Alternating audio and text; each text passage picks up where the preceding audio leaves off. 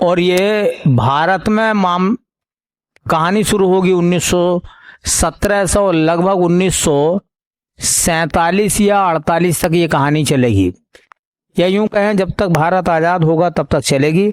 और इस कहानी के जो केंद्र में होंगे, इस कहानी के केंद्र में होंगे महात्मा गांधी, क्योंकि ये कहानी जो है वो महात्मा गांधी के चारों तरफ है।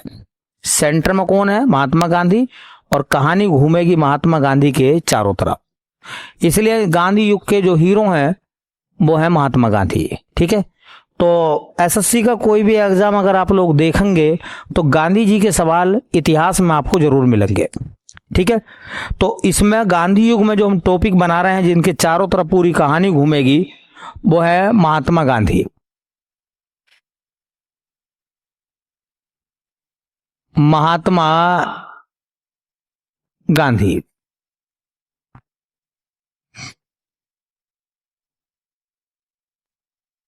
गांधी युग के कहानी के सेंटर में जो नायक हैं वो है महात्मा गांधी।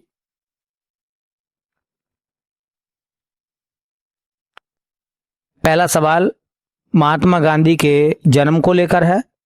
तो महात्मा गांधी का जन्म कब और कहां हुआ था? महात्मा गांधी का जन्म पोरबंदर में हुआ था,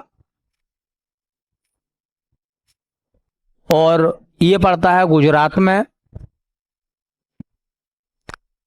और महात्मा गांधी का जन्म कब हुआ था? 2 अक्टूबर 1869। 2 अक्टूबर 1869, 1969 नहीं, 1969 में तो देश आजाद हो जाएगा। तो क्या गांधी जी का जन्म आजादी के बाद होगा? है ना, आजादी से पहले है। कोई नहीं, हो जाता डाउट। तो 2 अक्टूबर 1869 को महात्मा गांधी का जन्म हुआ था गुजरात के पोरबंदर में। अच्छा, ये जो गांधी जी का जन्म है, जैसे पराक्रम दिवस मनाते हैं ना हम 23 जनवरी को, और वो पराक्रम दिवस जो है वो सुभाष चंद्र बोस का जन्मदिन है, ऐसी गांधी जयंती मनाते हैं हम 2 अक्टूबर को। लेकिन इस गांधी जयंती को इंटरनेशनल डे के रूप में मनाया जाता है, अंतर्राष्ट्रीय अहिंसा दिवस। अंतर्राष्ट्रीय अहिंसा दिवस कब मनाते हैं हम? देखिए, अंतर्राष्ट्रीय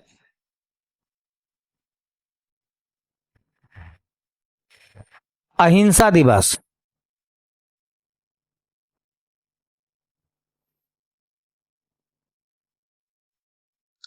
कब मनाते हैं बेटा?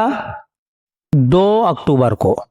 अब एक सवाल तो एसएससी ने मालूम किया था कि संयुक्त राष्ट्र महासभा ने 2 अक्टूबर को अंतर्राष्ट्रीय अहिंसा दिवस मनाने का फैसला कब लिया था?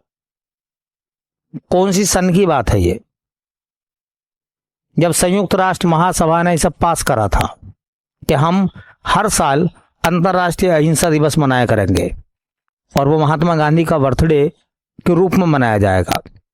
तो संयुक्त राष्ट्र महासभा ने इसकी घोषणा करी थी 15 जून 2007 को। ठीक है, ये याद रखना, 2007 में इसको घोषित कर दिया था। तो अंतर्राष्ट्रीय अहिंसा दिवस की जो घोषणा संयुक्त राष्ट्र महासभा ने करी थी,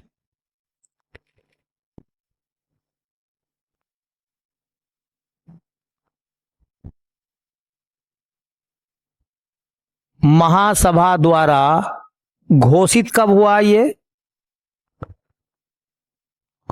हुआ है 15 जून 2007 को। और 15 जून 2007 को संयुक्त राष्ट्र महासभा ने कहा कि हम हर साल 2 अक्टूबर को एक दिवस के रूप में मनाया करेंगे, जिसका नाम होगा अंतर्राष्ट्रीय अहिंसा दिवस। अंतर्राष्ट्रीय अहिंसा दिवस, ठीक है, के रूप में हम मनाया करेंगे। ये बात तय हुई 15 जून 2007 को। ठीक है, किसने घोषित करा है ये? अब एक बात और बताऊं, जितने भी इंटरनेशनल डे होते हैं, ये याद रखना, अंतर्राष्ट्रीय दिवस की घोषणा कौन करता है? तो संयुक्त राष्ट्र महासभा। संयुक्त राष्ट्र संघ के 6 अंग है ना, उन 6 अंगों में एक अंग का नाम है महासभा। तो संयुक्त राष्ट्र महासभा ही घोषणा करती है कि हम कौन सा डे मनाएंगे नहीं मनाएंगे। ठीक है, तो घोषणा हुई थी 2007 में, जून के महीने में। अब जून के बाद में जुलाई, अगस्त, सितंबर, अक्टूबर आएगा। 2 अक्टूबर 2007 को पहली बार अंतर्राष्ट्रीय अहिंसा दिवस मनाया गया। चलिए, महात्मा गांधी के बचपन का नाम क्या था? महात्मा गांधी के बचपन का नाम,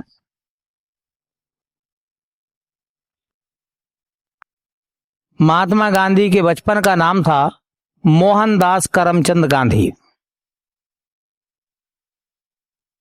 मोहनदास करमचंद गांधी। एक्चुअल में उनका नाम तो मोहनदास था, ये करमचंद गांधी उनका सरनेम था, अर्थात उनके पिताजी का नाम था। और पहले ऐसा होता था, अधिकांशतः सरनेम के रूप में पिताजी का नाम लगाते थे, है ना। जो सुना होगा सचिन रमेश तेंदुलकर, तो रमेश तेंदुलकर जो थे वो सचिन के पिताजी थे। ठीक है, सचिन रमेश तेंदुलकर। चलिए, उनके पिताजी जो थे उनका नाम क्या था? तो महात्मा गांधी के जो पिताजी थे उनका नाम करमचंद गांधी था, जिनको अक्सर लोग कबा गांधी कहते थे। करमचंद गांधी को क्या उपनाम दिया था? उन्हें कहते थे कबा गांधी।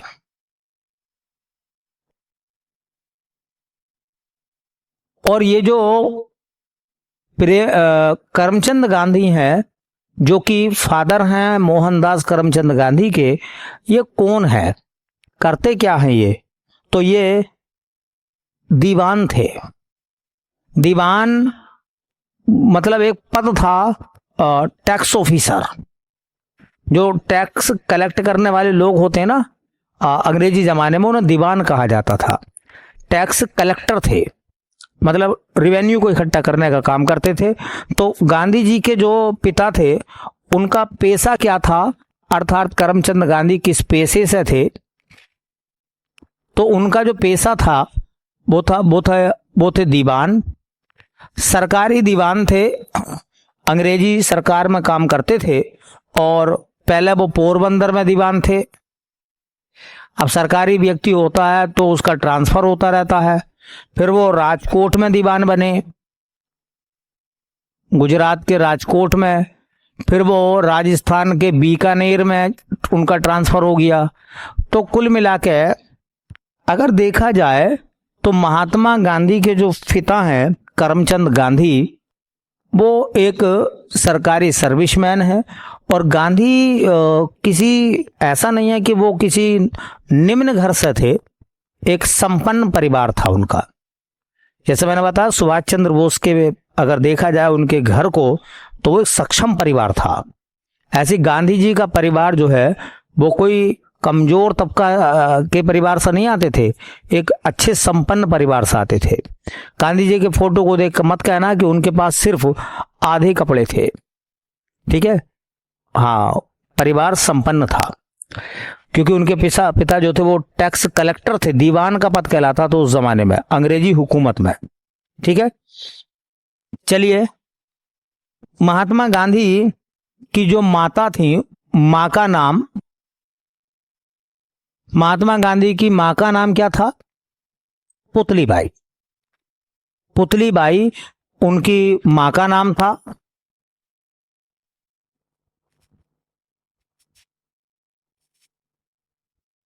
ठीक है,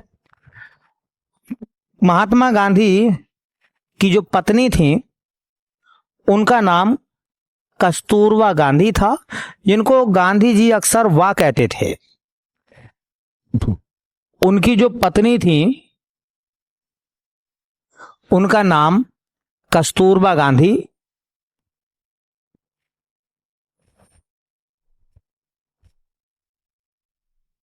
और सुनिए, कस्तूरबा गांधी को एक उपनाम दिया गया है, अर्थात महात्मा गांधी उनको वाह कहते थे।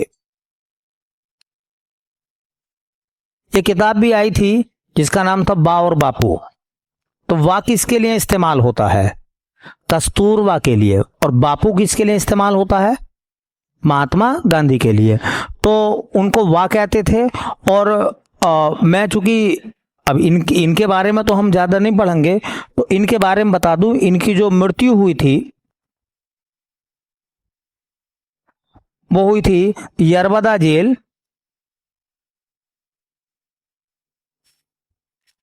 यरबदा जेल पुणे में है, महाराष्ट्र में, और 1944 में। जब भारत छोड़ो आंदोलन के तहत महात्मा गांधी को गिरफ्तार किया गया था, उसी समय उनकी पत्नी उस आंदोलन का हिस्सा थी, कस्तूरबा गांधी, और उन्हें भी अरेस्ट कर लिया था। और कहते हैं उसी जेल के दौरान पुणे की यरबदा जेल में उनकी डेथ हो गई थी। महात्मा गांधी के 4 पुत्र थे। अगर महात्मा गांधी के पुत्रों की बात करें तो उनके 4 पुत्र थे।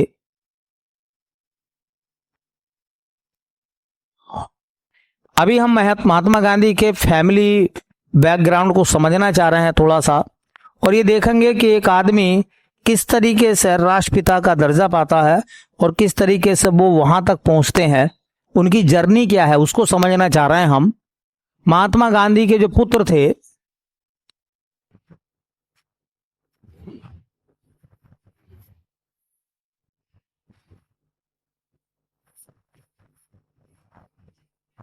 वो 4 थे। एक नाम आता है हरिलाल,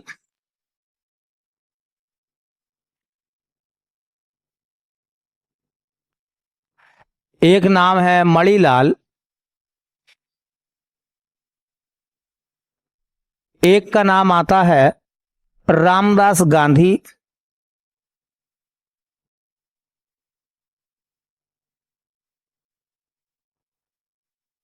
और एक का नाम आता है देवदास गांधी।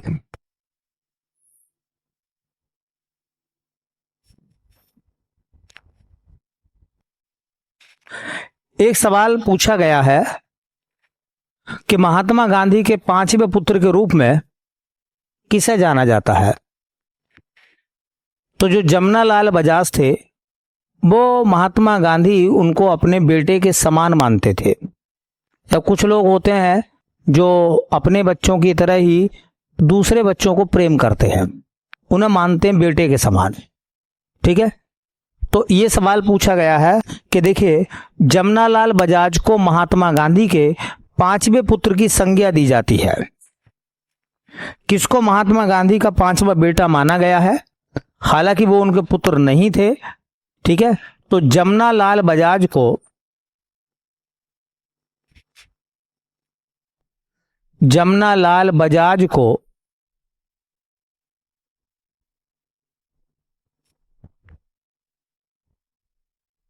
महात्मा गांधी का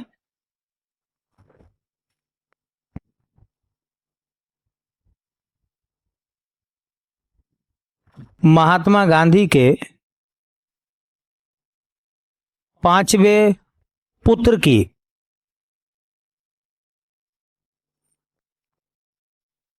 संज्ञा दी जाती है।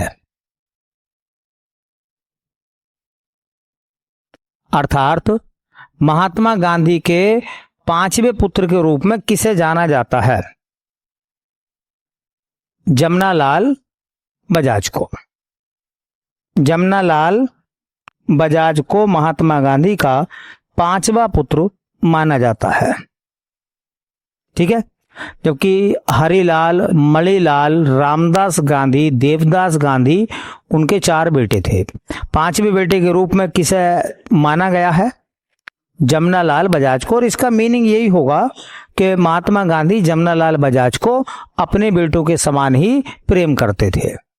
ठीक है, तो 5वां पुत्र बोला गया है। ठीक, अब देखेंगे अब हुआ क्या। देखिए, जो महात्मा गांधी हैं, सबसे पहले वो पोरबंदर में उन्होंने पढ़ाई करी, क्योंकि जन्म कहाँ हुआ था? पोरबंदर में। तो जो पोरबंदर था वहीं पर उन्होंने स्कूली शिक्षा ली। उसके बाद में हायर एजुकेशन उन्होंने राजकोट से ली। वो राजकोट चले गए, राजकोट में उन्होंने क्या करी? पढ़ाई करी। और जब उन्होंने पढ़ाई पढ़ ली तो उनका मकसद था कि वो एक अच्छे बैरिस्टर बनना चाहते हैं, एक वकील बनना चाहते हैं। तो बैरिस्टर बनने के लिए पढ़ाई होती थी, और उस पढ़ाई के कॉलेज भारत में नहीं थे, लंदन में थे। तो महात्मा गांधी जो हैं वो लंदन में वकालत की पढ़ाई करने के लिए चले गए। अब समझना, कौन आदमी ऐसा होगा, गरीब आदमी, जो उस जमाने में अपने बच्चों को लंदन में पढ़ा सकता? तो इससे मैं बता रही हूं ना कि गांधी जी का परिवार आर्थिक रूप से संपन्न था। कभी कभी ऐसा लगता है कि गांधी जी भी गरीब परिवार से थे, तो मुझे नहीं लगता कि गरीब परिवार से थे और वो लंदन पढ़ने चले गए है। भाई हम सब जानते हैं ना कि अगर हमारे पास में पैसा हो तो हम फॉरेन में ना पढ़ के आए, विदेशों में डिप्लोमा डिग्री या कुछ एजुकेशन ना लें हम, या कहीं अच्छे इंस्टीट्यूट पे ना पढ़ें। तो पैसा भी एक किरदार निभाता पढ़ाई में, वो सब पता चलता भाई कि अगर पैसा है तो फिर पढ़ाई के लिए आदमी विदेश जा सकता है। तो ऐसे गांधी जी बैरिस्टर बनने के लिए, वकालत की पढ़ाई करने के लिए कहाँ गए? लंदन गए। ठीक है, तो पहले पोरबंदर में पढ़ाई करी, ऐसी करी होगी 7वीं 8वीं तक। उसके बाद राजकोट चले गए, इंटर कर लिया होगा वहां से, मैट्रिक वैट्रिक पास कर ली। और उसके बाद में उस जमाने में वकालत के लिए वो कहाँ गए? ठीक है, देखिए 1889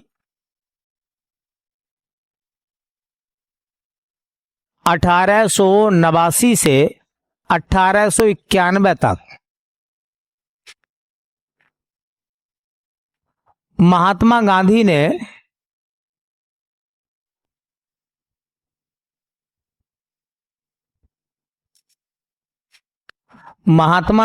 ने यूनिवर्सिटी कॉलेज ऑफ लंदन से वकालत की पढ़ाई की। महात्मा गांधी ने यूनिवर्सिटी ऑफ लंदन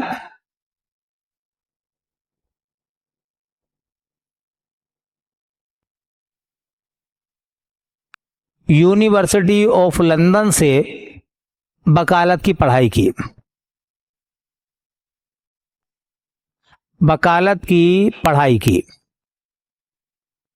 इसका मतलब गांधी जी के पास में जो डिग्री थी वो बैरिस्टर की थी या डॉक्टर की थी? बैरिस्टर की। वो वकील थे। कहते हैं जब वो 1889 में लंदन गए थे तो उनकी मां पुतली बाई ने उन्हें समझाया था 3 बातों को लेकर। देखिए ऐसा होता ना, हर जगह का कल्चर अपना अलग होता है, नहीं होता? और कुछ चीजें ऐसी होती हैं जो आपको अपने कल्चर के हिसाब से करनी होती हैं। तो उनकी मां ने कहा था, गांधी जी जब जा रहे थे तो उन्होंने कहा था कि बेटा 3 चीजों से दूर रहना। एक मांस, क्योंकि पंडित थे, मदिरा, शराब और महिला। मतलब ये वहां यूरोपीय कल्चर ऐसा है कि ये तीनों वहां जो है अलाउ है। वहां का कल्चर ऐसा है, आज भी ऐसा, पहले भी ऐसा था, है ना? उनके यहाँ इतने पर डे शादियां नहीं होती होंगी जितने पर डे तलाक हो जाते हैं। अमेरिका में, ब्रिटेन में उनके रिश्ता मात्र कॉन्ट्रैक्ट है। ठीक है, भावनात्मक कुछ नहीं है उनके यहाँ। हमारे यहाँ का कल्चर भावनात्मक है। ठीक है, तो उन्होंने कहा कि इन सब चीजों से परहेज करना है, अपने कल्चर के हिसाब से जीना है। ठीक है, महात्मा गांधी ने वकालत की पढ़ाई लंदन से करी और वहां कुछ कहानियां ऐसी मिलती हैं जहां तर्क वितर्क जानते हैं, वकील के पास में सबसे अच्छा हथियार क्या है? बहस। एक आप अच्छे वकील तब बन सकते हैं जब आप किसी मुद्दे को लेकर अच्छे से बहस करें, भागे ना, बहस करें भाई, तभी तो एक अच्छे बैरिस्टर बनोगे आप।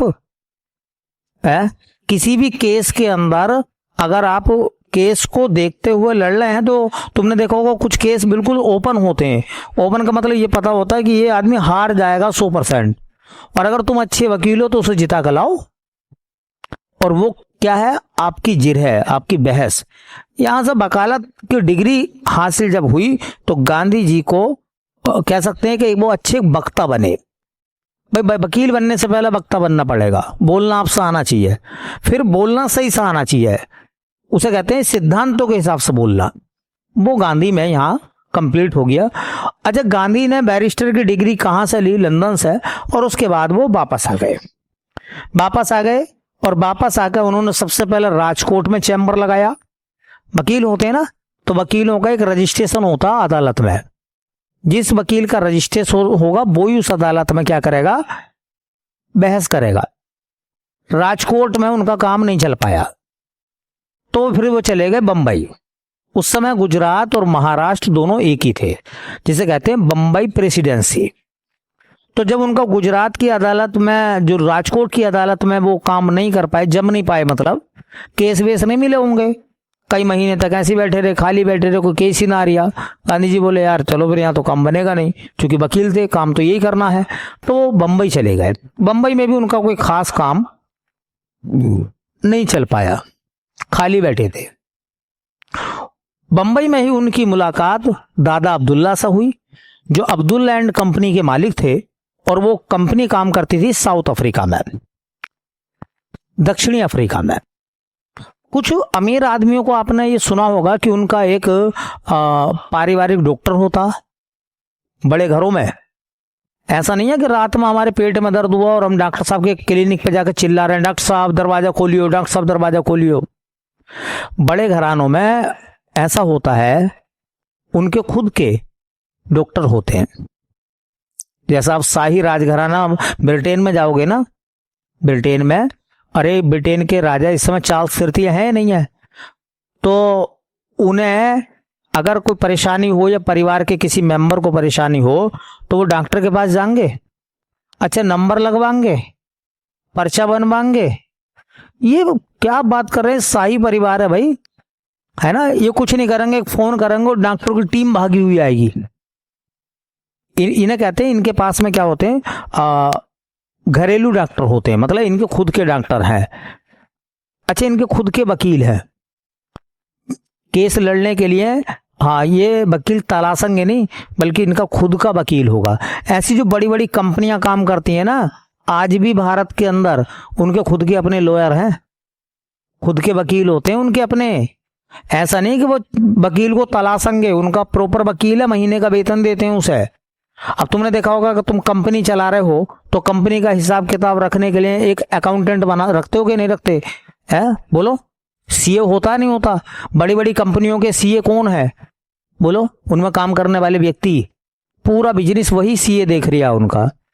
तो वो सीए की उन्होंने एक पोस्ट बना दी, ऐसी उनका खुद का लॉयर है, ऐसे खुद का डॉक्टर है। तो साउथ अफ्रीका में एक कंपनी थी जिसका नाम था दादा अब्दुल्ला एंड कंपनी। उस कंपनी के मालिक थे दादा अब्दुल्ला। अब कंपनी है तो कंपनी पे केस भी होते रहते हैं, आए दिन नहीं होते रहते भाई? कंपनी है तो कंपनी पे कोई ना कोई केस अगर होता रहता है, तो कहाँ तक नए नए वकील करोगे? परमानेंट वकील रख लो। तो कहते हैं बंबई में दादा अब्दुल्ला की मुलाकात हुई किससे? महात्मा गांधी से। उनका होगा यार हमें एक वकील चाहिए, सस्ता सा वकील चाहिए, ज्यादा पैसे उसे खर्च करना नहीं चाहते, ऐसा मान लो, या जो खाली वकील हो। गांधी जी से बात हुई, गांधी जी से कहा कि तुम साउथ अफ्रीका चलोगे? बोले चलेंगे, हमें तो काम ही करना है। तो गांधी जी जो है 1893 में, 1893 में कहाँ चले गए? South Africa. और वो वापिस आए 1915 में। तो 15 साल तो वो हो गए और 7 साल वो हो गए, लगभग। हाँ, 21 साल महात्मा गांधी ने कहाँ गुजारे? साउथ अफ्रीका में गुजारे हैं, ठीक है। और इसे कहते हैं महात्मा गांधी का साउथ अफ्रीका दौरा, ठीक है। साउथ अफ्रीका में महात्मा गांधी क्यों गए और फिर वहां पर उन्होंने क्या क्या काम करे और एक नई पहचान उन्हें साउथ अफ्रीका से मिली।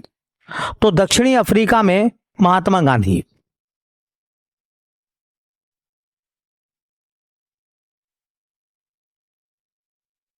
दक्षिणी अफ्रीका में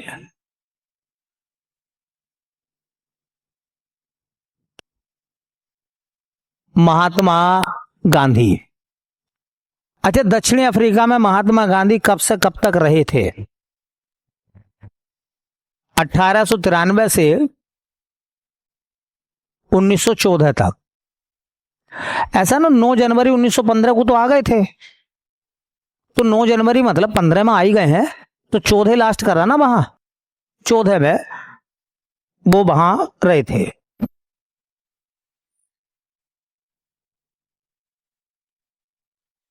कुछ पॉइंट यहां से बड़े अच्छे पॉइंट हैं, ध्यान रखना। पहला point, Gandhi ji south Africa क्यों गए? पहला सवाल। तो दादा अब्दुल्ला के case,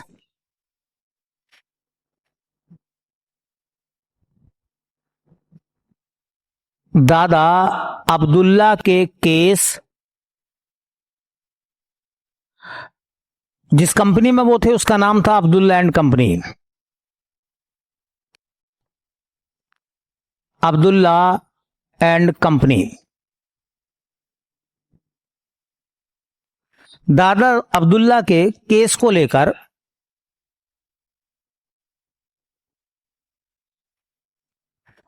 Mahatma Gandhi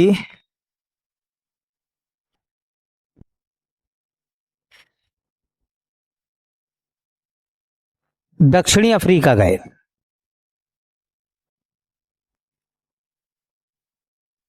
south Africa गए। दक्षिणी अफ्रीका पहुंचने वाले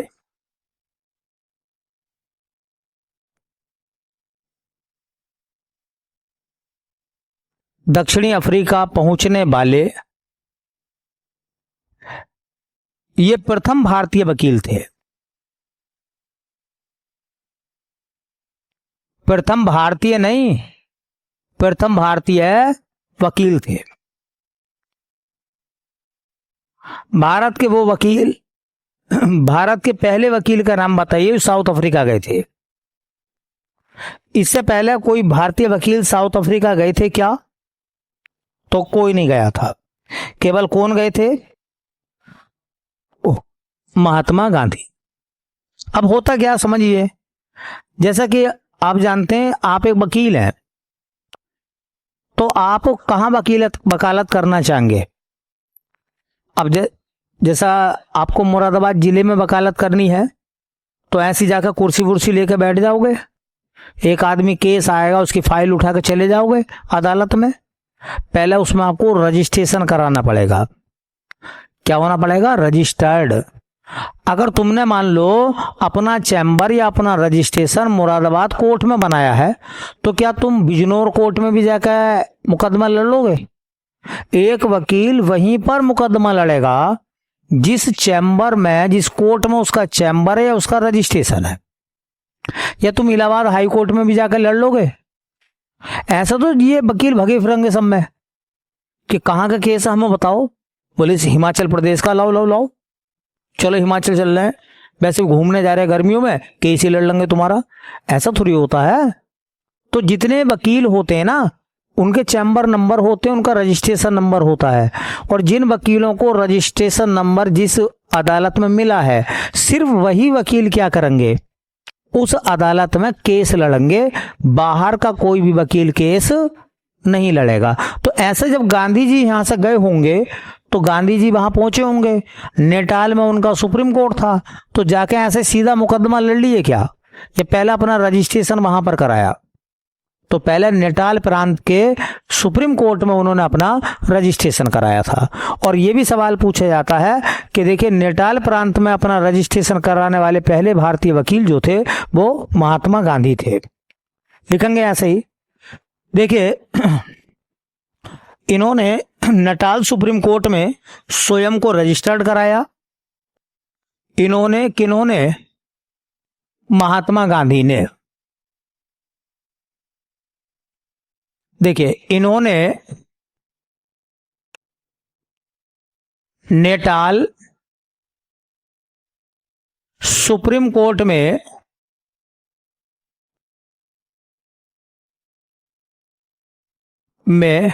स्वयं को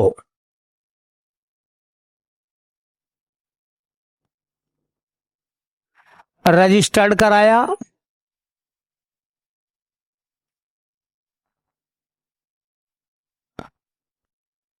नेटाल सुप्रीम कोर्ट में रजिस्टर्ड होने वाले नेटाल सुप्रीम कोर्ट में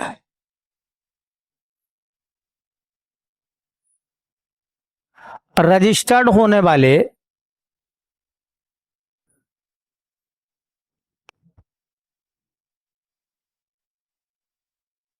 ये प्रथम भारतीय वकील थे।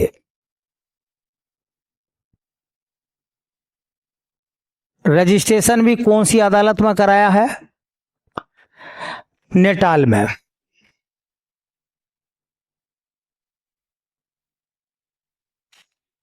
तो नेटाल सुप्रीम कोर्ट में अपना रजिस्ट्रेशन कराने वाले पहले भारतीय वकील का नाम क्या है?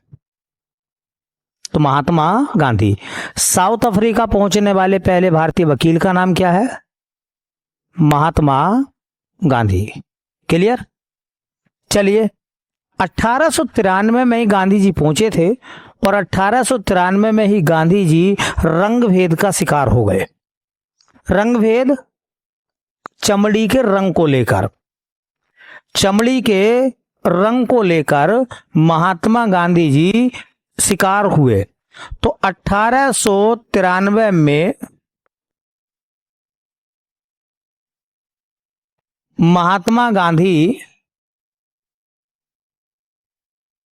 दक्षिणी अफ्रीका में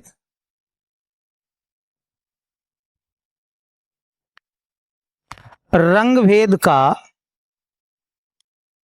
शिकार हुए। ये रंग भेद क्या है? रंग में भेद करना, अर्थात चमड़ी के रंग के आधार पर इंसान को अच्छा और बुरा बताना। मतलब अगर कोई वाइट चमड़ी का व्यक्ति है तो वो गुड मैन, और अगर कोई ब्लैक चमड़ी का है तो वो बैड मैन। ये पैमाना आज भी दुनिया में है, नहीं है? आज भी दुनिया में ये पैमाना है या नहीं है? बताइए, चमड़ी का कलर पर्सनैलिटी को इंगित कराता आज के दौर में कि नहीं कराता? कैसी पर्सनैलिटी है आपकी? तो ब्लैक चमड़ी वालों को नंबर कम मिलते हैं उस मामले में, वाइट चमड़ी वालों को ज्यादा मिलते हैं। अब ये मेरा कसूर थोड़ी है कि मेरा रंग काला है। भाई इसमें मेरा क्या दोष है? इसमें उस जीव आत्मा का क्या दोष है? जब उसे ब्लैक चमड़ी की बॉडी में भगवान ने फिट कर दिया तो वो क्या करे? लेकिन ये तुम्हें लगता क्या, जो एक वो आता है ना हिंदी में कहते कहावत आती है, ऑन ब्यूटी और ऑफ ब्यूटी। एक सुंदरता आंतरिक होती है, मन की सुंदरता, और एक सुंदरता ऑफ ब्यूटी होती है, मतलब बाह्य सुंदरता। अक्सर अट्रैक्शन बाह्य सुंदरता पर डिपेंड करता है। मन की सुंदरता तक पहुंचना हर इंसान के बस की बात नहीं है। कुछ लोग देखने में थोड़े आपको भद्दे लगेंगे, कुरूप टाइप मिलेंगे, लेकिन इंसान अच्छे होते हैं। और कुछ लोग देखने में अच्छे होंगे, है ना, लेकिन इंसान क्रूर होंगे। इसे कहते हैं रंग भेद होना। चमड़ी के रंग के आधार पर इंसान को अच्छा और बुरा बताना क्या कहलाता है? अब तुम देखो, ये जो ऑस्ट्रेलिया के, इंग्लैंड के और अमेरिका के आदमी, ये सब वाइट हैं, नहीं है? वहां की जलवायु ऐसी है। अच्छा, वो वेस्ट इंडीज वाले देखे आपने? भाई खूबसूरत तो वो भी हैं। अरे उन्हें स्मार्ट नहीं कहोगे आप? क्या वो स्मार्ट नहीं है? भाई वो भी स्मार्ट है? वो भी स्मार्ट है। तो उनका रंग देखिए, इंग्लैंड वालों को और वेस्ट इंडीज वालों का देखिए, ऐसा लगता है रंग विलोम शब्दों में बदल गए हैं। अच्छा, हम इनके बीच में है। हमारा जो जलवायु है ना, हमारी जलवायु शीतोष्ण जलवायु है। देखिए, जो इंग्लैंड के लोग हैं वो शीत जलवायु के हैं, वो प्रदेश ठंडा है। अब जहां ठंडा प्रदेश होगा वहां के लोगों की चमड़ी का रंग व्हाइट होगा। अब तुमने देखा होगा जो ठंडे क्षेत्रों के जानवर है ना, वो भी व्हाइट ही होते हैं। वो व्हाइट होते हैं, उनकी चमड़ी के बाल जो होंगे वो भी व्हाइट ही मिलेंगे। ठीक है? तो ये जलवायु का प्रभाव है। वेस्ट इंडीज जहां है वो भूमध्य रेखा का इलाका है, वहां हमेशा सूर्य की किरणें लंबवत गिरती हैं, तो वहां गर्मी ज्यादा है, तो वहां के लोगों की चमड़ी का रंग कैसा है? ब्लैक है। अच्छा, हम इनके बीच में हैं, ना हम शीत इलाके में है ना उष्ण इलाके में है, हम शीतोष्ण में है। शीतोष्ण का मतलब है ना शीत है ना उष्ण है, अशीत भी है उष्ण भी है। हमारे यहाँ सर्दी भी होती है और गर्मी भी होती है। तो यहाँ के हमारा जो कलर है ना, वो हमारे यहाँ कहते हैं पक्का रंग जिसको कहते हैं, या कहते हैं हमारे यहाँ गेहुआ रंग। हमारे यहाँ जो अक्सर ज्यादातर जिन लोगों की चमड़ी के कलर को देखोगे, वो ना तो शुद्ध रूप से व्हाइट है ना शुद्ध रूप से ब्लैक है, बल्कि अधिकांश लोगों की चमड़ी का रंग कैसा? गेहुआ रंग है, जैसे कि गेहूं का कलर होता है हमारे यहाँ, पक्का रंग कहते हैं इसको। ठीक है, तो ऐसे ही क्या है, मान लीजिए अब गांधी जी वहां गए, जैसा हम सब जाएं, तो भाई चाहे हम यहाँ कितने व्हाइट क्यों ना है यार, अंग्रेजों के सामने तो हम ब्लैक ही लगेंगे, क्योंकि वो एकदम व्हाइट हैं, बोलो, और हमारा रंग गेहुआ है। इस बात का शिकार हुए गांधी जी। ठीक है, और उसका सवाल यह है कि जब गांधी जी रंग भेद का शिकार हुए थे, तो वो ट्रेन से कहां जा रहे थे? गांधी जी जब रंग भेद का शिकार हुए थे, तो वो ट्रेन से अफ्रीका में कहां जा रहे थे जब उन्हें ट्रेन से उतार दिया गया? वो डरबन एक शहर है साउथ अफ्रीका में, वहां से जा रहे थे कहां? प्रिटोरिया में। और प्रिटोरिया जो है वो साउथ अफ्रीका की राजधानी आज है या नहीं है? अच्छा, गांधी जी के साथ में ये घटना कब घटी? 1893 में, जबकि उनके पास में फर्स्ट श्रेणी का टिकट था।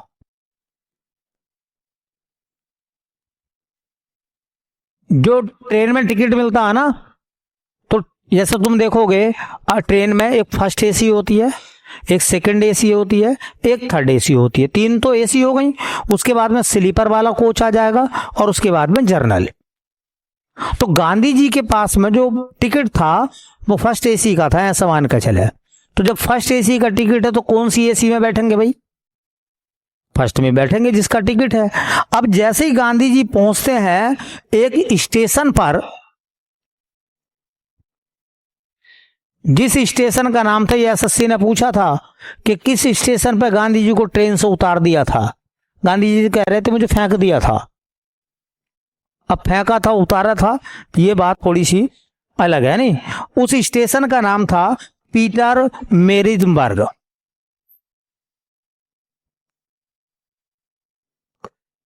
पीटर मेरिट्सबर्ग, देखिए स्टेशन पीटर मेरिट्सबर्ग में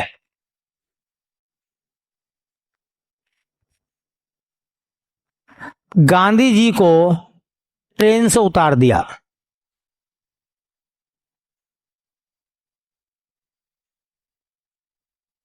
अब क्यों उतार दिया उसका कारण मैं पहले बता चुका हूं।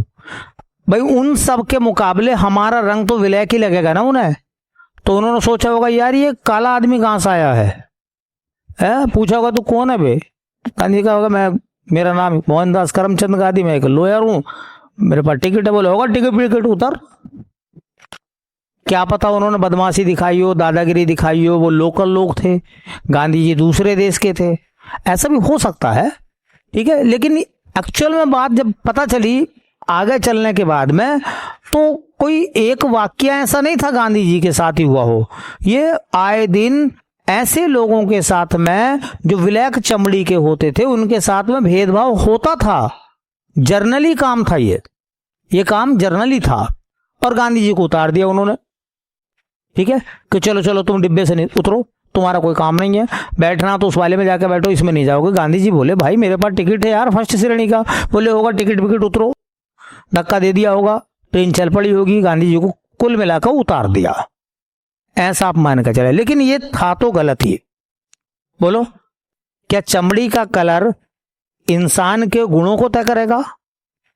बोलो, अगर रंग भेद का शिकार गांधी जी ना होते या रंग भेद की प्रक्रिया गलत थी, तो वो नेल्सन मंडेला जिसने अपनी जिंदगी का आधा हिस्सा जेल में बिताया था, वो नेल्सन मंडेला भी कहां के थे? साउथ अफ्रीका के। और उन्होंने साउथ अफ्रीका में कौन सी लड़ाई लड़ी थी? रंग भेद के खिलाफ, क्योंकि वो ब्लैक चमड़ी के थे। और उन्होंने कहा था कि मैं साउथ अफ्रीका में इस रंग के भेदभाव को खत्म करना चाहता हूं। तो फिर नेल्सन मंडेला ने आंदोलन करे हैं गांधी के बाद। इसका मतलब यह है कि अफ्रीका में ये वाकया कोई अचानक नहीं हुआ गांधी जी के साथ, वहां ऐसा लोगों के साथ होता था। ब्लैक और व्हाइट चमड़ी में भेदभाव वो लोग करते थे।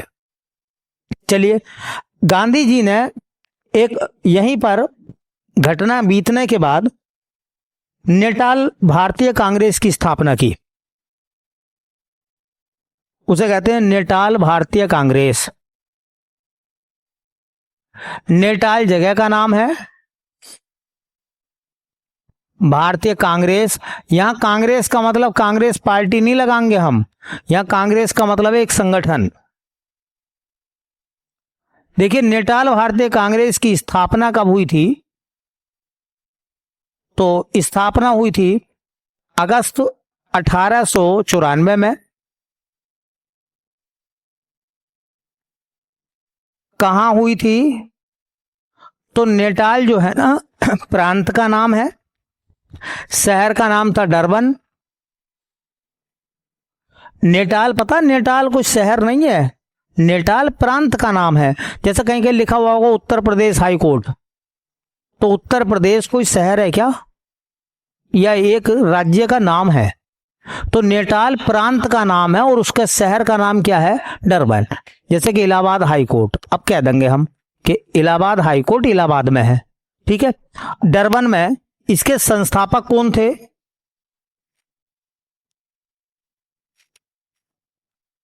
महात्मा गांधी। महात्मा गांधी। उद्देश्य क्या था? क्यों ये संगठन बनाया था गांधी जी ने?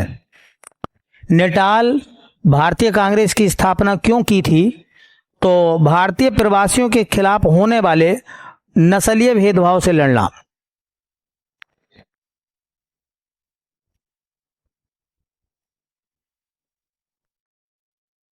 भारतीय प्रवासियों के साथ होने वाले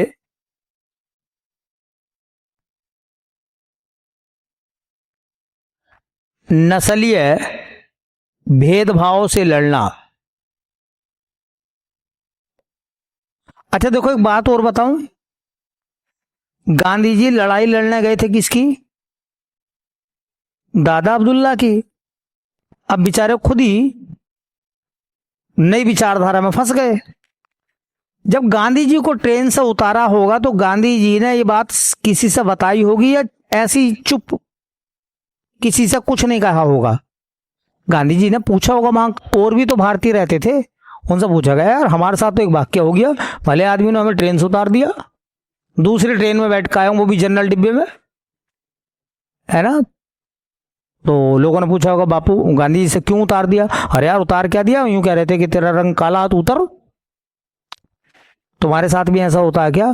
तब लोगों ने कहा कि भाई साहब ये तुम्हारे साथ पहली बार हुआ है, हम तो फर्स्ट श्रेणी का टिकट ही नहीं ले सकते, क्योंकि ब्लैक व्यक्तियों को फर्स्ट सेकंड श्रेणी का टिकट अलाउ नहीं है यहां। तुम्हें पता नहीं गांधी जी कैसा टिकट मिल गया जो तुम बैठ गए? तो गांधी जी को यह लगा होगा कि देखो ये गलत है और हम इसके खिलाफ अब लड़ाई लड़ेंगे। हम चाहे अपने देश के लोगों को ब्लैक और व्हाइट में बांटते रहे, लेकिन हम उस नाइंसाफी के खिलाफ अब लड़ेंगे। तो उन्होंने क्या करा, कोई अकेला इंसान लड़ाई नहीं लड़ सकता, उन्होंने एक संगठन बनाया जिस संगठन का नाम क्या था? नेटाल भारतीय कांग्रेस। और इस संगठन में उन प्रवासी भारतीयों को जोड़ा जो भारत के लोग थे, साउथ अफ्रीका में अलग अलग पेशे का काम करते थे, उन सबको एक जगह जोड़ा कि देखो हम सब इकट्ठे रहेंगे तो ये लड़ाई हम लड़ सकते हैं। और उसका नाम क्या दिया गया? नेटाल भारतीय कांग्रेस। ये गांधी जी की अब जर्नी जो है वो पॉलिटिकली शुरू हो रही है। यहां से एक इंसान जो एक साधारण सा व्यक्ति है वो किस तरीके से भारत से पहले साउथ अफ्रीका में और साउथ अफ्रीका के बाद भारत में आकर पॉलिटिकली चीजों को मैनेज करेंगे और बड़े बड़े आंदोलन करेंगे गांधी जी, ये उस जर्नी का की स्टार्टिंग है यहां से, ठीक है। तो हम 1894 तक आ गए हैं महात्मा गांधी की इस जर्नी को लेकर। ठीक है, चलो भाई।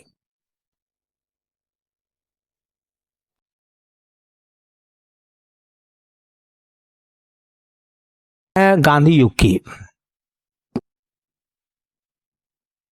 गांधी युग, और ये टाइम रहेगा 1917 से लगभग 1947 या 48 तक।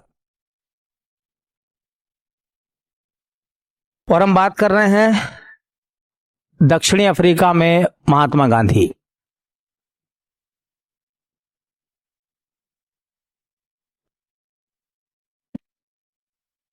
दक्षिणी अफ्रीका में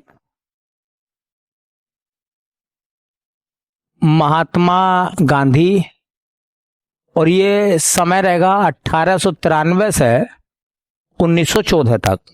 वहां जो घटनाएं घटी हैं उनके संबंध में।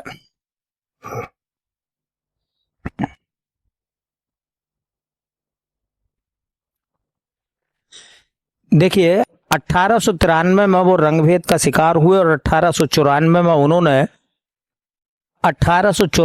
उन्होंने नेटाल भारतीय कांग्रेस की स्थापना करी।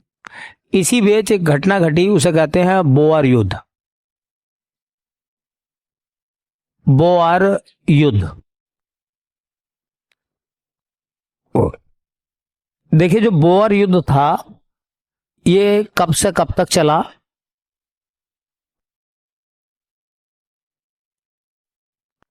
ये 1899 से 1902 तक चला। 1899 से 1902 तक चला था बोअर युद्ध। बोअर युद्ध किस देश में हुआ था? दक्षिणी अफ्रीका में। अच्छा, बोअर युद्ध किस किस के बीच में हुआ था? तो एक तरफ थे डच और दूसरी तरफ थे अंग्रेज। डचों और अंग्रेजों के बीच में ये युद्ध लड़ा गया। महात्मा गांधी ने इस युद्ध में क्या किया? देखिए, इस युद्ध में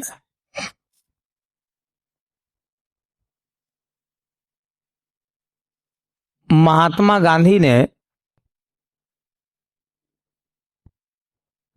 भारतीय स्वयंसेवी स्ट्रेचर वाहन कोर की स्थापना की।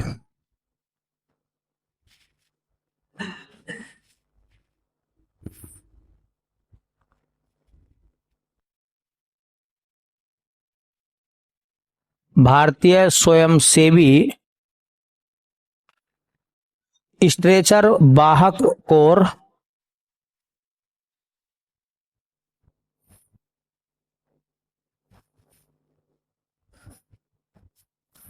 इसे हम एम्बुलेंस कोर भी कह सकते हैं।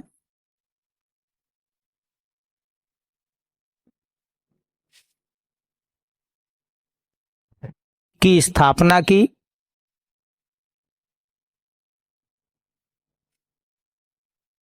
और इसी के लिए महात्मा गांधी को बोअर पुरस्कार मिला।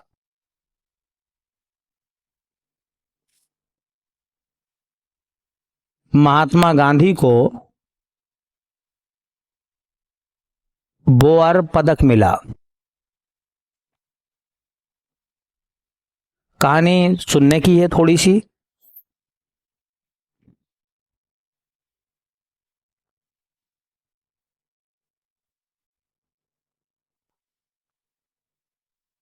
देखिए, मामला क्या था, गांधी जी तो वकालत करने के लिए गए थे। कहाँ गए थे वकालत करने के लिए? साउथ अफ्रीका में, दक्षिणी अफ्रीका में महात्मा गांधी वकालत करने के लिए गए थे, लेकिन वहां के हालात ठीक नहीं थे। हुआ क्या? हुआ ये कि देखिए, जो डच थे, Dutch east India company Bharat में भी आई थी, और भारत में डचों को खदेड़ दिया था। किसने? अंग्रेजों ने। तो ये डच पहुंच गए थे कहाँ? चूंकि ये भी व्यापारी थे, ये पहुंच गए थे साउथ अफ्रीका में। ये अंग्रेजों से पहले पहुंच गए थे। और डचों का पीछा करते करते कौन पहुंच गए? अंग्रेज पहुंच गए। कहाँ पहुंच गए? साउथ अफ्रीका में। और ये अंग्रेजों से पहले आए थे डच, और इन डचों को अंग्रेज कहते थे बोअर। क्या कहते थे? और व्यापार को लेकर दोनों में वहां भी क्या चल गई? जंग चल गई, लड़ाई हो गई। अब जब लड़ाई होती है, युद्ध होता है, तो कुछ लोग जख्मी होते हैं। गांधी जी ने यहां क्या करा है कि जो लोग जख्मी हो गए थे उन लोगों को गांधी जी ने एम्बुलेंस कोर बना के, जो युद्ध में जख्मी हो जाते हैं ना, उनकी मल्हम पट्टी का काम करा, चाहे वो अंग्रेज थे चाहे वो बोअर थे। समझ गए ना बात? तो गांधी जी ने यहाँ अपने, चूंकि नेटाल कांग्रेस बना दिया था उन्होंने, तो नेटाल कांग्रेस में बहुत सारे भारत के लोग शामिल थे गांधी जी के साथ साथ। गांधी जी ने उन सभी लोगों को लिया और कहा कि देखो, जो लड़ाई में लोग घायल हो गए ना, इनकी मल्हम पट्टी करो, इनके खान पान का ध्यान रखो, इनकी जिंदगी बचाने का काम करो। ये सब काम किसने करे? महात्मा गांधी ने। और बाद में चल के उनको इस काम के लिए सम्मानित किया गया और उनको बोअर पदक मिला, महात्मा गांधी को। इससे एक बात समझ लेना, इससे एक बात ये समझ में आती है कि जो डच हैं, जिन्हें बोअर कहा जा रहा है, वो अपना पदक दे रहे हैं गांधी जी को। इसका मतलब ये है कि डचों के निगाह में महात्मा गांधी का जो अस्तित्व है, वजूद है, उसमें वृद्धि हुई या नहीं हुई? बोलो, महात्मा गांधी का वजूद किनके सामने? डचों के सामने, बोअर के सामने बढ़ा या घटा? और महात्मा गांधी एक हीरो के रूप में उभरने लगे, एक नायक के रूप में उभरने लगे। इसी दरमियान युद्ध तो चल लिया था। महात्मा गांधी के संबंध में एक सवाल हो रहा है कि बताइए, महात्मा गांधी ने भारतीय राष्ट्रीय कांग्रेस के किस अधिवेशन में सबसे पहले हिस्सा लिया था?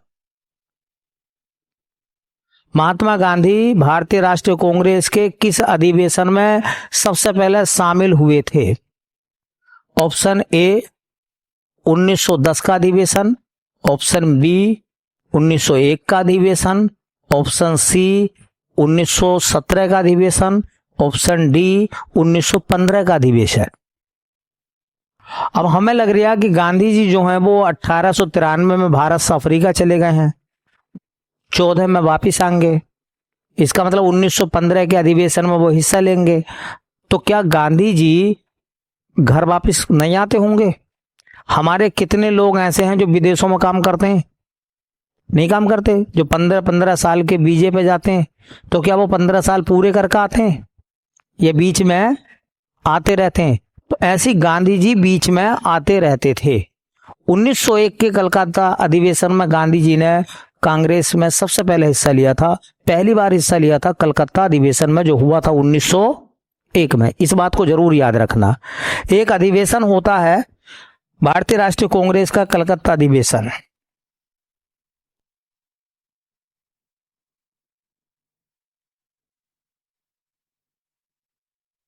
भारतीय राष्ट्रीय कांग्रेस का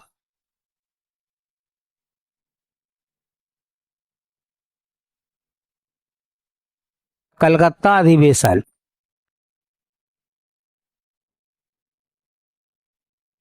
हालांकि कलकत्ता में बहुत सारे अधिवेशन हुए थे। हम कौन से अधिवेशन की बात कर रहे हैं? जो 1901 में हुआ था। भारतीय राष्ट्रीय कांग्रेस का कलकत्ता अधिवेशन कब का? 1901 का। अब कलकत्ता में हुआ था तो इसके अध्यक्ष कौन थे? भारतीय राष्ट्रीय कांग्रेस के कलकत्ता अधिवेशन 1901 के अध्यक्ष कौन थे? उनका नाम है दिनसा बाचा। क्या नाम है उनका? दिनसा वाचा। ठीक है। इस अधिवेशन ने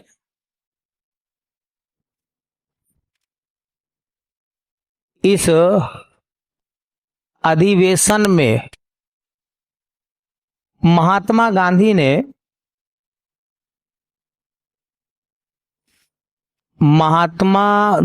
ने पहली बार फिरोज शाह मेहता के साथ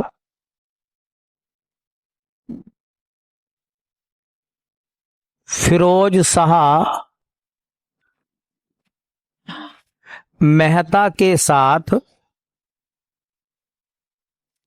भाग लिया। सवाल यही तो आता है कि बताइए भारतीय राष्ट्रीय कांग्रेस के किस अधिवेशन में महात्मा गांधी ने पहली बार हिस्सा लिया था? 1901 का अधिवेशन कहाँ हुआ था? कलकत्ता में। उसके अध्यक्ष कौन थे? दिनसा वाचा। और याद रखेंगे उस अधिवेशन में किसके साथ वो गए थे? फिरोज शाह मेहता के साथ। तो इसका मतलब ये समझिए गांधी जी साउथ अफ्रीका से भारत आए थे अपने ऑफिस के कामकाज के मकसद से 1901 में। जब वो भारत आए थे उसी समय अधिवेशन हो रहा था कलकत्ता में, तो उन्हें फिरोज शाह मेहता लेके गए थे कांग्रेस के अधिवेशन में। तो एक बार सवाल पूछा गया था कि महात्मा गांधी ने भारतीय राष्ट्रीय कांग्रेस के किस अधिवेशन में पहली बार हिस्सा लिया था? कलकत्ता अधिवेशन कब का? 1901 का। जबकि देखने में लगता है कि महात्मा गांधी 1893 में साउथ अफ्रीका चले गए थे और 1914 में वापिस आए हैं। तो क्या इस बीच में वो भारत कभी नहीं आए थे? भारत आते रहते थे, आना जाना उनका चलता रहता था। जैसा हम या हमारे लोग जो हैं फॉरेन में काम करते हैं और वो आते रहते हैं। चलिए इसके बाद क्या होता देखिए, 1903 में गांधी जी का एक समाचार पत्र आता है जिसका नाम है इंडियन ओपिनियन।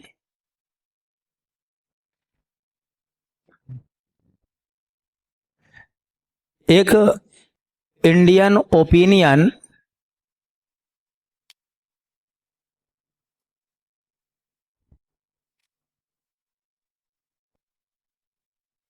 समाचार पत्र।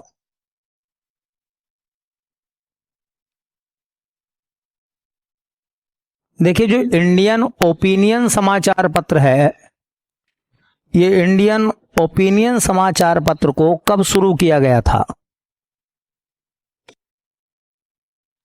ये समाचार पत्र शुरू हुआ था जून 1903 में। ये समाचार पत्र कहां से शुरू हुआ था? तो ये समाचार पत्र शुरू हुआ था नेटाल से। और मैंने बताया था नेटाल एक क्षेत्र का नाम था, पड़ता कहां है? दक्षिणी अफ्रीका में। इस समाचार पत्र को किसने शुरू किया था? तो इस समाचार पत्र के संस्थापक महात्मा गांधी थे।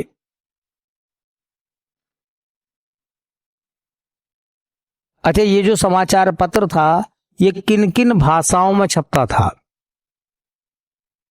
तो इसकी कई सारी भाषाएं थी। मुख्य रूप से भाषा इसकी गुजराती। गांधी जी गुजरात के थे। अंग्रेजी में भी ये समाचार पत्र निकलता था। ये समाचार पत्र तमिल में निकलता था और ये समाचार पत्र हिंदी में भी छपता था। क्वेश्चन पूछा जाता है कि बताइए महात्मा गांधी का पहला समाचार पत्र कौन सा था? तो यह है महात्मा गांधी का प्रथम समाचार पत्र था। महात्मा गांधी का पहला समाचार पत्र कौन सा था? Indian opinion. कहां से रिलीज हुआ था वो? नेटाल से। कब रिलीज हुआ था? 1903 में। तीन बातें याद रखेंगे।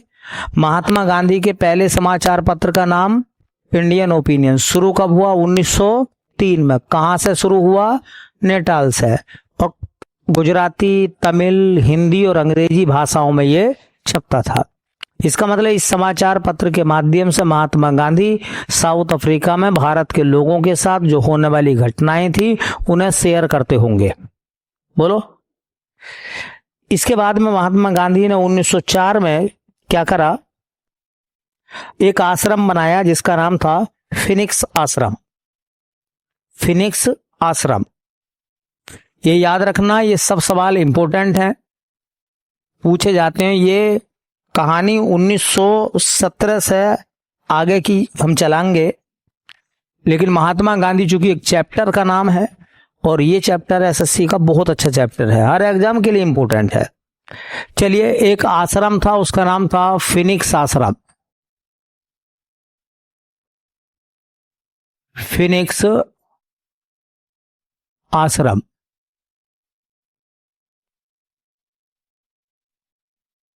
देखिए, जो फिनिक्स आश्रम था उसकी स्थापना कब हुई थी? उसकी स्थापना हुई थी 1904 में। फिनिक्स आश्रम को कहां पर महात्मा गांधी ने बनाया था?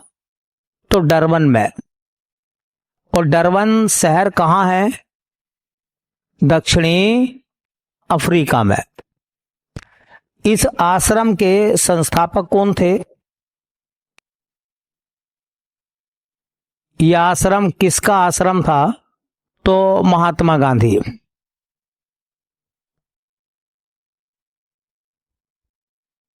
और याद रखेंगे, यह महात्मा गांधी का पहला आश्रम था। हालांकि भारत में पहला आश्रम नहीं है ये साउथ अफ्रीका में है, लेकिन महात्मा गांधी का साउथ अफ्रीका में पहला आश्रम जो बना था उसका नाम था फिनिक्स आश्रम। डरबन में बनाया गया था महात्मा गांधी के द्वारा। तो यह महात्मा गांधी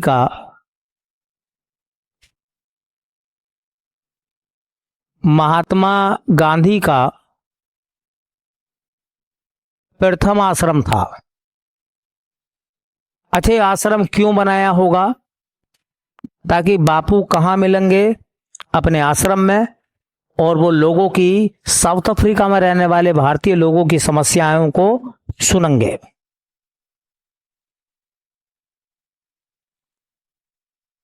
अभी तक महात्मा गांधी ने कोई आंदोलन नहीं करा है।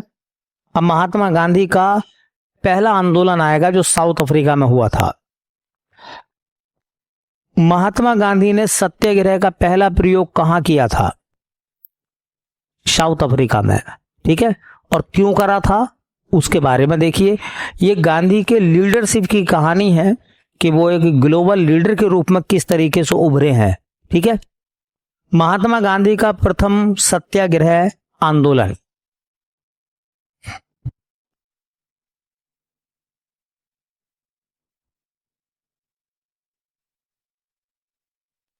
महात्मा गांधी का प्रथम सत्याग्रह आंदोलन। सत्याग्रह शब्द का मतलब क्या होता है? हम सत्य के साथ आपसे आग्रह करते हैं, निवेदन करते हैं, प्लीज हमारी बात को मान लीजिए। ये होता है सत्याग्रह। ये सत्याग्रह नहीं होता कि मैं तो यही चीज लूंगा चाहे कुछ भी हो जा। ये जिद होती है। ठीक है, देखिए, महात्मा गांधी का जो पहला सत्याग्रह हुआ था वो सत्याग्रह किस समय पर हुआ था? तो ये स्टार्ट हुआ था 1906 में, 1906-07 में। कहां पर हुआ था? महात्मा गांधी ने पहला सत्याग्रह कहां किया था अपना? तो जोहान्सबर्ग में। और ये जोहान्सबर्ग जो है वो कहां पड़ता है बेटा? दक्षिणी अफ्रीका में। ठीक है, अच्छा, क्यों करा गांधी जी ने ये सत्याग्रह? ठीक है, तो देखिए,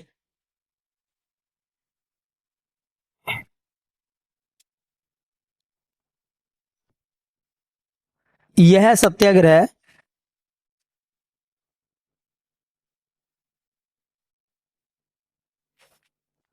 महात्मा गांधी ने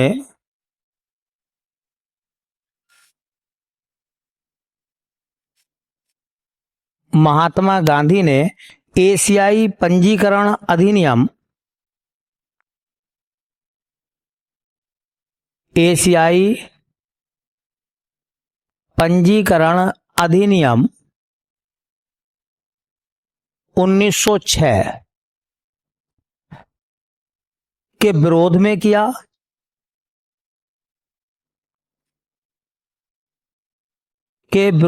किया। इसे ब्लैक एक्ट भी कहा जाता है। इसे ब्लैक एक्ट, नाम याद रख लेना, अंडरलाइन कर लेना, ब्लैक एक्ट भी कहा जाता है।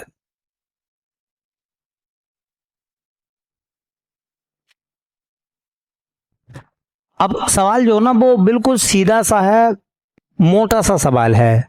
सवाल ये निकल कर आता कि महात्मा गांधी ने अपने सत्याग्रह का पहला प्रयोग कहां पर किया था? बोलो। तो जोहान्सबर्ग, साउथ अफ्रीका में। अच्छा देखो, मैंने इससे पहले एक बात बताई है कि जब वो रंग भेद का शिकार होते हैं तो नेटाल में कांग्रेस बनाते हैं, कांग्रेस एक संस्था बनाते हैं और सारे भारत के लोगों को एक जगह इकट्ठा कर लेते हैं और अफ्रीका में सभी प्रवासी भारतीयों के वो लीडर बन जाते हैं।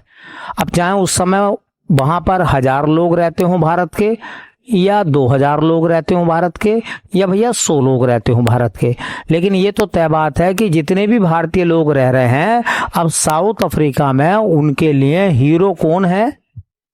और गांधी जी ने उनसे वादा कराया है कि मैं तुम्हें रंग भेद से बचाऊंगा, मुझे फॉलो करो। ठीक है।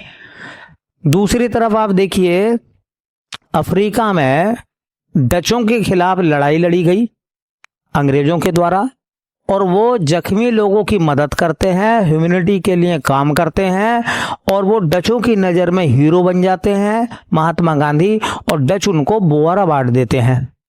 तो डचों पे भी पकड़ किसने अच्छी बना ली? महात्मा गांधी ने।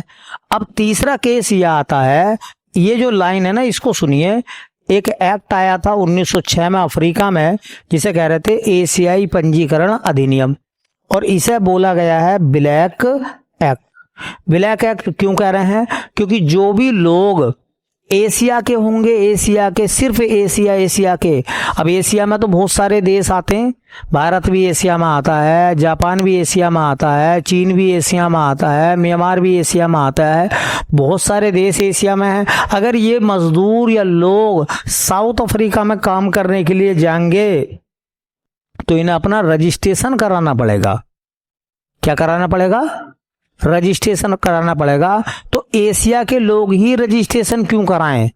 बाकी और महाद्वीपों के अगर लोग आते हैं तो उनके लिए रजिस्ट्रेशन का कोई नियम नहीं है, लेकिन एशियाई वाले लोगों के लिए रजिस्ट्रेशन क्यों? गांधी जी ने इस सवाल पूछा और इसके खिलाफ उन्होंने क्या करा? आंदोलन करा और उन्हें सफलता भी मिली। सफलता भी मिली। गांधी जी ने जब ये पहली बार सत्याग्रह करा तो साउथ अफ्रीका में उन्हें सफलता मिली और सरकार को ये रजिस्ट्रेशन एक्ट वापस लेना पड़ा। इससे एक बात बताओ, पहले तो वो भारतीयों के हीरो थे, फिर वो डचों के लिए हीरो बन गए, अब वो बाकी एशियाई के जो एशियाई मुल्कों से लोग वहां पर जा रहे हैं उनके भी वो क्या बनने हैं? फिर उन लोगों को भी गांधी के ऊपर विश्वास होगा कि नहीं होगा? और इससे साउथ अफ्रीका में गांधी की जो पकड़ है वो कैसी होती चली जा रही है? मजबूत होती चली जा रही है। चलिए, उसके बाद में बात है 1906 के आसपास की, इसी समय की। देखिए, एक हुआ था जुलू या बम्बत विद्रोह।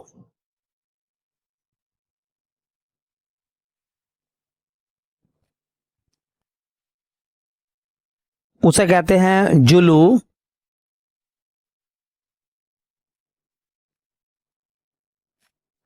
या बम्बत विद्रोह। ये जुलू या बम्बत विद्रोह जो हुआ था वो 1906 में हुआ था।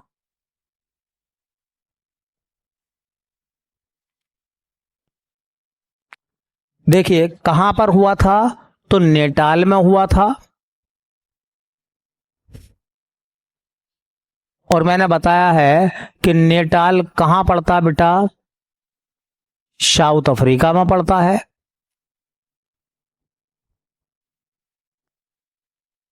किसने विद्रोह करा था? तो देखिए, यह जुलू लोगों ने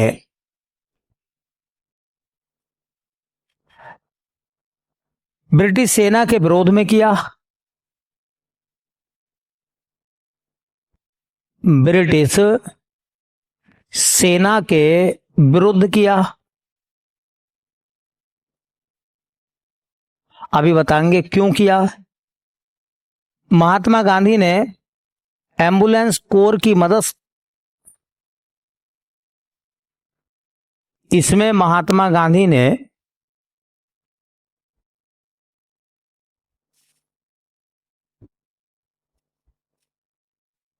एम्बुलेंस कोर की स्थापना की।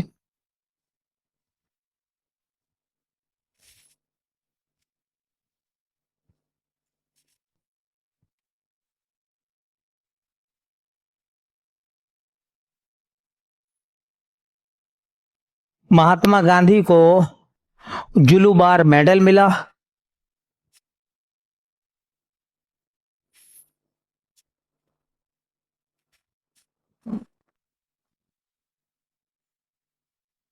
जुलू बार मेडल मिला। अब पहला तो ये समझिए मैटर क्या था यहाँ का, और गांधी जी को फिर क्या दिया गया, जुलू बार मेडल दिया गया।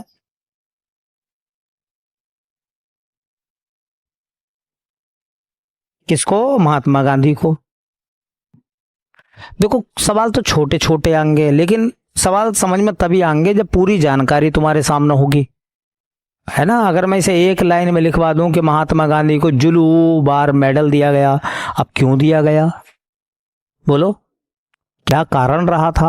अब बात समझिए, अगर कोई तुमसे पूछने लगे कि जुलू जनजाति कहाँ रहती है, जनजाति होती है ना, जनजाति जो जंगलों में रहती है, उनका अपना रीति रिवाज होता है। वो जो भाला भाला लिए के घूमते हैं, हुलुलुलु करते हैं, वो करते नहीं करते, वो कौन होते हैं? जनजाति के लोग होते हैं। तो मैं तुमसे ये पूछना चाहता हूं, पहला सवाल मेरा ये है कि जुलू जनजाति कहाँ की है, बोलो। साउथ अफ्रीका की। जुलू जनजाति साउथ अफ्रीका की। जैसे न्यूजीलैंड और ऑस्ट्रेलिया में माओरी जनजाति है ना, जैसे एस्किमो जनजाति है, बोलो जनजातियां हैं या नहीं है। तो ऐसी एक जुलू जनजाति है कहाँ की? साउथ अफ्रीका की। अच्छा, जनजातियों का अपना सांस्कृतिक जीवन होता है। इन अंग्रेजों ने जिस जिस देश में गए उस देश में जाकर उनके कल्चर को डिस्टर्ब करा। देखिए सब चीजें हम बर्दाश्त कर लेते हैं, लेकिन कल्चरल चीजें हमसे बर्दाश्त नहीं होती। ये होती हैं, हमसे कल्चर बर्दाश्त नहीं होता है। क्योंकि अगर कोई बाहर का आदमी आके हमें अपनी तरह से बोलना सिखाए, हमें अपनी तरफ से कपड़े पहनाना सिखाए, हमें अपनी तरह का खाना खिलाना सिखाए, तो फिर ये हमसे बर्दाश्त नहीं होता। ये होता है, भारतीय आदमी कहीं भी जाएगा दोपहर में चावल जरूर मांगेगा, बोलो तुम। हमें कम से कम दोपहर में चावल खाने की आदत है या नहीं है? हम 3 टाइम खाना खाते हैं, चलो सुबह में रोटी खा लेंगे, शाम को भी खा लेंगे, दोपहर में तो बर्दाश्त नहीं होगी, और गर्मियों में तो बिल्कुल नहीं होगी, है ना। अगर अम्मा कह लेना कि क्या बनाया, बोले रोटी सेकी है दोपहर में, अरे मैंने कि क्यों सेक ली है, चावल ना बनाए? तो चावल चाहिए, ऐसी खान पान है, ये सब संस्कृति है। ये अंग्रेज जहां भी गए इन्होंने ना अपनी चलाई हमेशा। ये लोग अच्छे नहीं है अंग्रेज, मैं बता दूं, ये ब्रिटेन के और अमेरिका के लोग मेरी नजर में अच्छे हैं ही नहीं। ये स्वार्थी और मतलबी हैं, दूसरे को बदलना चाहते हैं, स्वयं को नहीं बदलेंगे बिल्कुल भी। ये दूसरे में कमियां ढूंढते हैं, अपने अंदर की कमियों को उजागर नहीं करते। तो ये जब अफ्रीका में गए, व्यापार करने लगे, करते करते करते करते जंगल में रहने वाले जो जनजाति के लोग थे, जिनकी खुद की सत्ता होती थी, जनजातियों में ना एक राजा होता है उनका, उनकी सेना वेना होती है, उनके पद क्रम होता है, उसमें ऐसा होता है जनजातियों में। अब ये गए तो इन्होंने जाकर उस सब ताने वाने को ना तहस नहस कर दिया जनजातियों में, जनजातियों के ताने वाने में, उनके कल्चर में, उनके रहन सहन में, उनके खान पान में, है ना, उनकी राजनीतिक व्यवस्थाओं में, सब में इंटरफेयर कर दिया। अब वो कब तक बर्दाश्त करते? जब उन्हें लगा यार ये तो सब कुछ ही खत्म कर देंगे हमारा, तो उन्हें गुस्सा आया तो उन्होंने क्या करा, 1906 में नेटाल में वो रहते थे, उन्होंने बगावत कर दी। किसके खिलाफ, बोलो? तो जुलू लोगों ने ब्रिटिश सेना के खिलाफ विद्रोह कर दिया। उसका नेता जो था वो ये था, बम्मत। जो उनका महाराजा था उस समय जुलूओं का। तो अब कर दिया, तो अब सेना ने जुलू लोगों का दमन करा। भाई उन पर कोई हथियार थोड़ी ना थे, उन पर तो जंगल की जो चीजें थी वही थे। अब ये अंग्रेज उन पर हावी पड़ गए, तो विद्रोह का इन्होंने दमन करा तो खूब जुलू लोगों के साथ में नरसंहार हुआ, खूब घायल हो गए। महात्मा गांधी ने क्या करा, यहाँ पर भी एक एम्बुलेंस कोर बनाई। एम्बुलेंस कोर का मतलब होता है एक टीम बनाई, और एम्बुलेंस का काम मेडिकल हेल्प करना है नहीं है, तो मतलब जो घायल लोग थे उनकी मदद करी गई युद्ध में। जो घायल थे मल्लम पट्टी करना, खाना पाना खिलाना, इस तरीके से गांधी जी ने काम करा। तो जब युद्ध थम गया, रुक गया, तो गांधी जी को सम्मान दिया गया, जुलू बार मेडल। किसने दिया? जुलू लोगों ने। तो अब एक बात बताओ, पहले प्रवासी भारतीयों के हीरो थे, फिर डचों के हीरो बन गए हैं, फिर उसके बाद में एशियाई लोगों के हीरो बन गए, और अब जो खुद मूल जनजाति है जहां से उनका जन्म हुआ है अफ्रीका से, जुलू के, उनके भी वो मसीहा बन गए। तो ये पहले देखिए आप, गांधी जी की जो पकड़ है धीरे धीरे साउथ अफ्रीका में बढ़ती चली जा रही है, और गांधी जी का अलग ही अपने आप में एक किरदार जो है साउथ अफ्रीका में शुरू हो गया है। अच्छा, सिंपल सी बात है, दो लोग लड़ते हैं, समझिए, हम किसी की तरफ से नहीं बोल रहे, लेकिन उस लड़ाई में अगर एक आदमी घायल हो जाए, उसे उठाकर अस्पताल अगर हम ले जाएंगे तो उसकी नजर में तो हम हमदर्द बन जाएंगे कि नहीं बनेंगे। अच्छा, हमने गलत क्या करा? एक आदमी को कुछ लोग मार के पीट के रास्ते में फेंक गए, छोड़ गए, अगर हम उसकी मदद करें और अस्पताल ले जाएं और वो आदमी ठीक हो जा, तो बताइए वो हमारा एहसान मानेगा कि नहीं मानेगा? है? तो यही चीजें चली थी गांधी जी के लिए। चलिए, हुआ क्या देखिए, अब समय धीरे धीरे खिसकता चला गया, और 1909 में गांधी जी ने पहली किताब लिखी अपनी, जिसका नाम था हिंद स्वराज। घटना है 1909 की। गांधी जी किसी केस के सिलसिले में, काम के सिलसिले में कहां गए थे? अफ्रीका से सीधे गए थे इंग्लैंड। अब पहले हवाई जहाज नहीं थे, जहाज थे। कौन से? पानी वाले। और पानी वाले जहाज जो थे, सुनिए, पानी वाले जहाज जो थे वो महीनों महीनों में पहुंचाते थे। भाई ये जो एरोप्लेन है ये तो 4 घंटे में पहुंचा देगा, नहीं पहुंचा देगा, और पानी वाले जहाजों को कई कई महीने लगते थे। तो गांधी जी लंदन गए थे किसी काम से। काम क्या? वही अंग्रेजों के किसी नियम वगैरह के मामले में वो कहाँ गए थे? लंदन गए थे। और लंदन से जब वो वापस आ रहे थे, जहाज में बैठे, उनका मन करा यार कुछ लिखा जाए, तो गांधी जी ने अपनी पहली किताब लिखी जीवन की। ये सवाल उत्तराखंड में भी आया था, और ये सवाल एसएससी में पूछा था कि महात्मा गांधी के द्वारा लिखी गई पहली पुस्तक कौन सी थी? ठीक है, तो हिंद स्वराज। और एक सवाल पूछा था किस भाषा में लिखी उन्होंने, तो गुजराती भाषा में लिखी थी। और कब लिखी थी? जब वो इंग्लैंड से लौट कर आ रहे थे अफ्रीका। ठीक है, समुद्र में लिख डाली एक किताब। कह रहे हैं 9 से 10 दिन में किताब पूरी लिख दी उन्होंने। जहाज में रहना खाना होता है ना। ठीक है, तो सवाल मेरा यह है, 1909 की बात है। देखिए, सवाल ये बनेगा, महात्मा गांधी की पहली पुस्तक, महात्मा गांधी की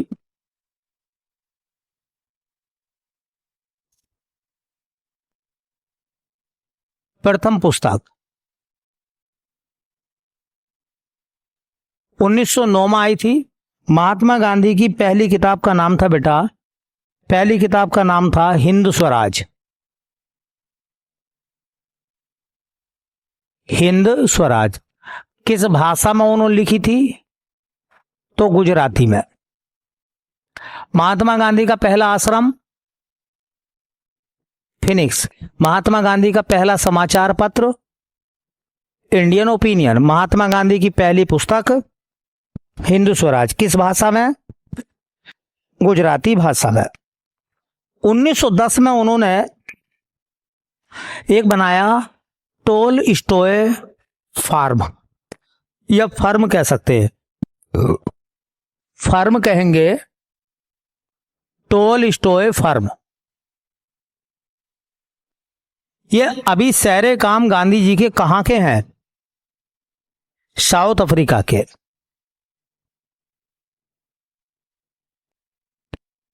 टोल स्टॉय फर्म।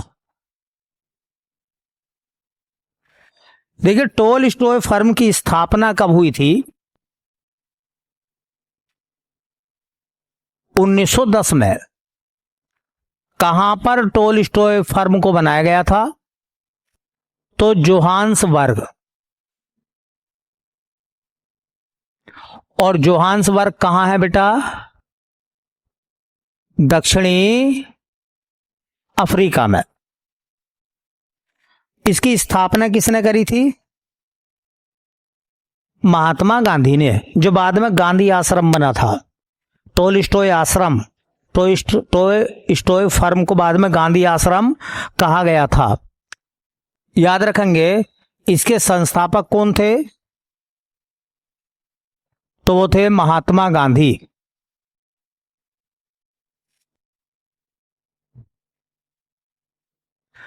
और सुनिए, टोलस्टॉय फर्म को बनाने का मकसद क्या था गांधी जी का? अहिंसक सत्याग्रह के लिए, अहिंसक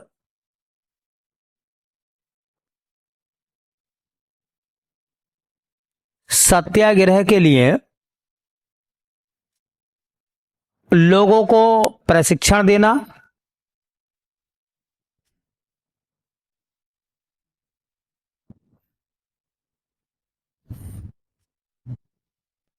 और दूसरा मेन मकसद 6 से 16 वर्ष के बच्चों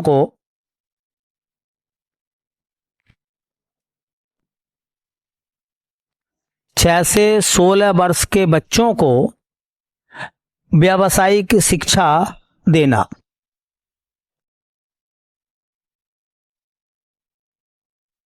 व्यावसायिक शिक्षा देना। जो बच्चे हैं उनको, जैसा कि बढ़ईगिरी का काम करना है ना, जूते चप्पल बनाना, जो छोटे छोटे काम होते हैं जिसके लिए आपको ज्यादा कंफर्टेबल या ज्यादा ज्ञान की जरूरत नहीं पड़ती। ये बाद में चलकर किस नाम से जाना गया? टोलस्टॉय फर्म को क्या कहा गया? गांधी आश्रम। अब देखो, गांधी आश्रम गांधी जी ने, या टोलस्टॉय फर्म जिसे कह रहे हैं, ये जोहान्सबर्ग साउथ अफ्रीका में बनाया था 1910 में। अब सुनिए मेरी बात, कितने लोग ऐसे थे जो काम धंधे करने के लिए कहां जा रहे थे? South Africa. वहां ये जो फर्म बनाई है, ये जो आश्रम बनाया है, इसमें वो क्या संदेश लोगों को देना चाह रहे हैं? वो संदेश देना चाह रहे हैं आत्मनिर्भरता का। किसका? आत्मनिर्भरता का। वो बताना चाह रहे हैं कि मेहनत और मजदूरी से आप अपने जीवन में तरक्की नहीं कर सकते जब तक लो आप किसी हुनर के कारीगर ना बने। अच्छा, हुनर इंपॉर्टेंट है या नहीं है? हुनर का मतलब है कोई ना कोई आर्ट आपसे आनी चाहिए, आपसे कोई ना कोई आर्ट आनी चाहिए। चाहे आप कुछ भी काम सीख जानते हो, एक ना एक काम आपसे आना चाहिए। और मैं बताऊं आपसे, आज भी जरूरत है। केवल बेसिक शिक्षा पढ़ने से आप कामयाब नहीं होंगे, आपको व्यावसायिक शिक्षा भी लेनी पड़ेगी। व्यावसायिक शिक्षा जीवन के लिए जरूरी है। चाइना जो है वो दुनिया में एक कितनी बड़ी अर्थव्यवस्था बन गया है, किस दम पे बना? व्यावसायिक शिक्षा के दम पर। आज हमारे यहाँ देख लो, हम सब लोग इंटर करके, बीए करके, एमए करके फिर क्या कर रहे हैं? और हमारे पास क्या डिग्री है? एक ऐसी डिग्री है जो हमें बेरोजगारी के दलदल में धकेल के लेकर चली जाती है। मैंने एमए कर रखा, भाई मैं तो मजदूरी करूंगा ना। तो तूने एमए कर रखा है, एमए के अलावा तू बात बता, एमए की डिग्री का कहां इस्तेमाल करेगा तू? समझो, हमारे पास में कौन सा व्यवसायिक प्रशिक्षण का कार्ड बना हुआ, बताइए आप। अगर हम मान लीजिए किसी के यहाँ काम करने भी जाए तो उससे क्या पूछेंगे? हमसे वो क्या पूछेगा? भाई क्या जानते हो तुम? हम एमए करे हुए नहीं, जानते क्या हो? तुमसे कोई काम आता? फैक्ट्री वाला ही हमसे कहने लगे कोई काम आवे, अच्छा बताओ क्या काम आवे हमसे? हमसे अच्छा तो वो है जिसने 10वीं तक पढ़ाई करी थी और आईटीआई कर ली। आईटीआई छोटा सा डिप्लोमा है, वो जाता कंपनी में, जिसने हाई स्कूल कर रखा है और आईटीआई का डिप्लोमा ले रखा 2 साल का, वो जाता कंपनी वाला, उससे पूछता, हाँ भाई तुम बताओ तुमने क्या कर रखा है? बोले साहब मैंने 10th पास कर रखा है और आईटीआई कर रखा है। ठीक है, कौन से हिस्से में कर रखा, मतलब उसके सेक्शन होते हैं। बोले जी मैं मैकेनिकल से मैंने कर रखा है, फिटर से कर रखा। बोले ठीक है ठीक है ठीक है, आप आइए कल से आ जाओ, तुम्हारी नौकरी लगी 15,000 की है। और वो कह रहा है एमए वाला है, मैं तो इससे ज्यादा पढ़ा हुआ हूँ, है मैं ज्यादा पढ़ा हुआ हूं। तो वो कह रहा है कि चल ठीक है, जरूरत तो तेरी है ना, रख लेंगे तुझे 7,000 पे। बोलो, तो हमारे यहाँ शिक्षा में तुम्हें लगता है कि क्या शिक्षा व्यावसायिक होनी चाहिए?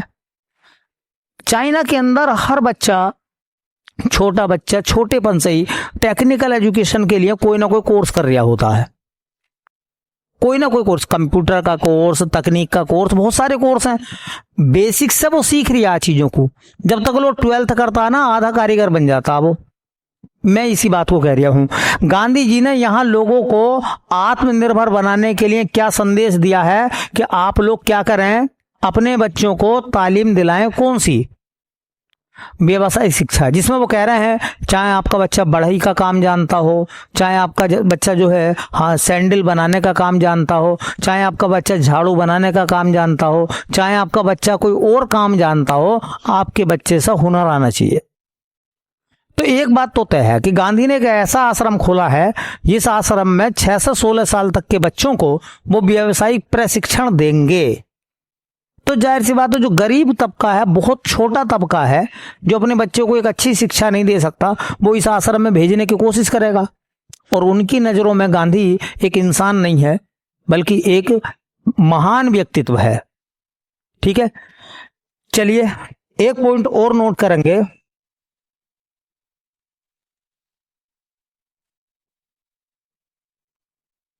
चलिए अब दो एक पॉइंट और रह गए साउथ अफ्रीका के, वापिस जल्दी बुला लेंगे गांधी जी को, क्योंकि हम सफर कहां तक काट चुके हैं 1910 का।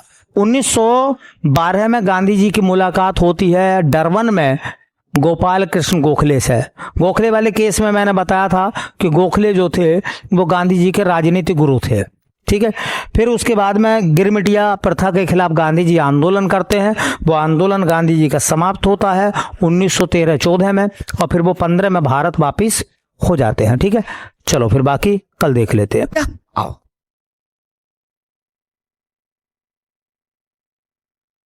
उसका नाम है गांधी युग।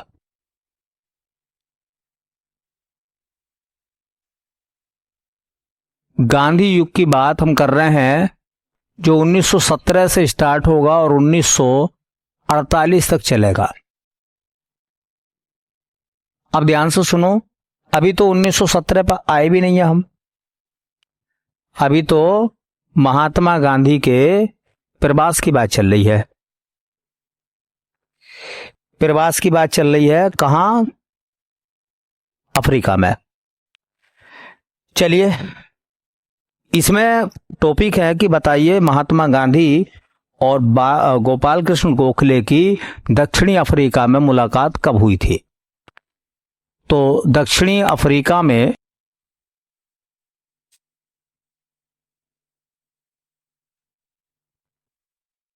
महात्मा गांधी की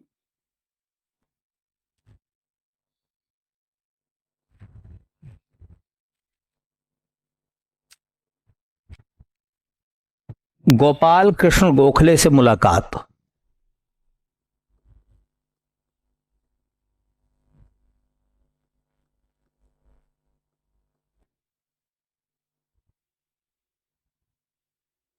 गोखले से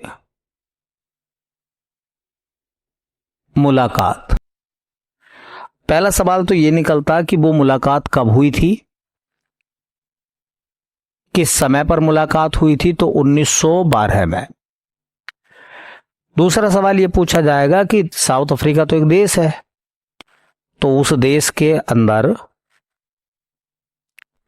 कोई शहर तो होगा, तो कहां पर मुलाकात हुई थी। तो डरबन में। कहां हुई थी? डरबन। तो मुलाकात जो हुई थी वो डरबन में हुई थी।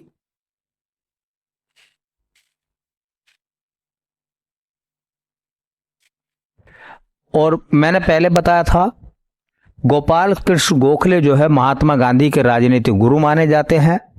ठीक है, तो गोपाल कृष्ण गोखले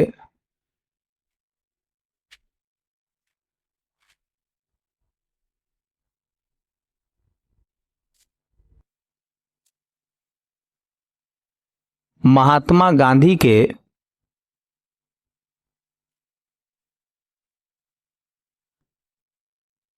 राजनैतिक गुरु थे।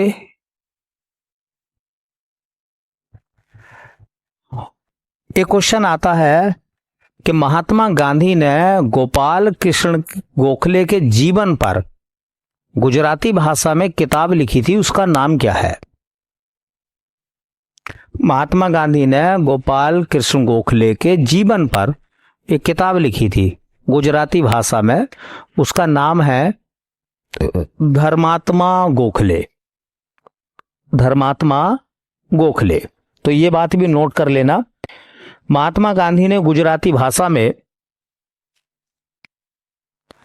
महात्मा गांधी ने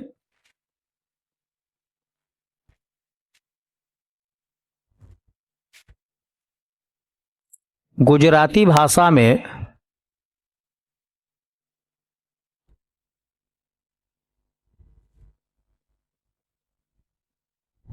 गोपाल कृष्ण गोखले के जीवन पर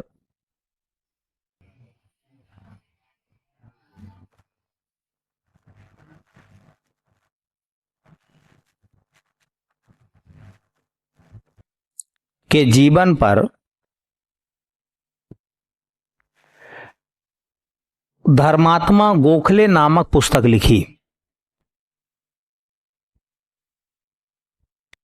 धर्मात्मा गोखले नामक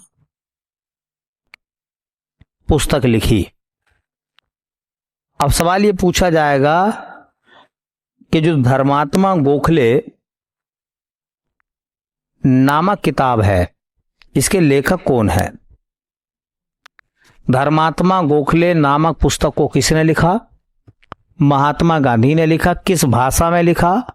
गुजराती भाषा में। अच्छा, सवाल यह है कि जो मुलाकात हुई थी गोपाल कृष्ण गोखले की महात्मा गांधी से डरबन में, ये किस विषय पर हुई थी?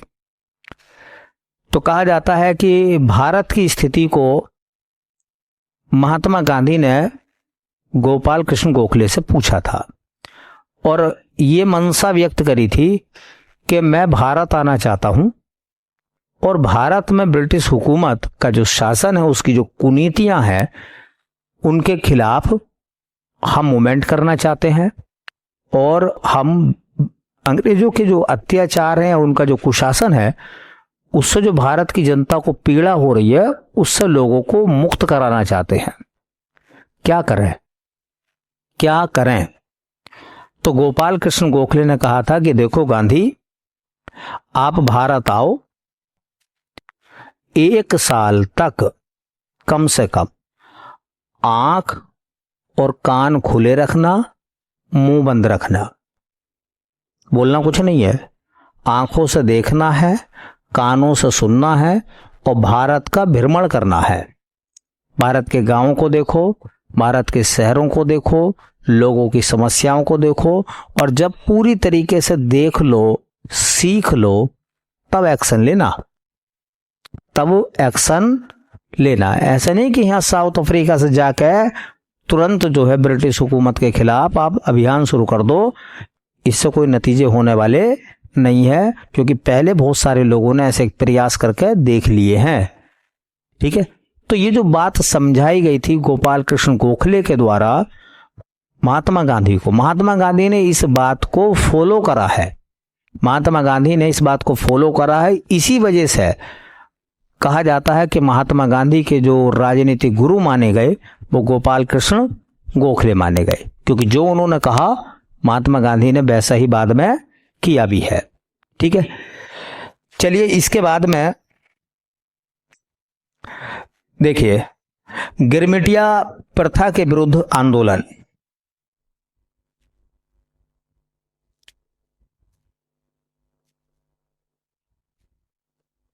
गिरमिटिया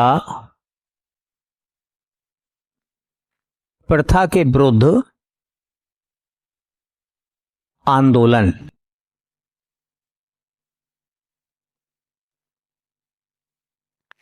महात्मा गांधी ने गिरमिटिया प्रथा के विरुद्ध आंदोलन जो किया है वो कब किया है, यह आंदोलन हुआ है 1913-14 में।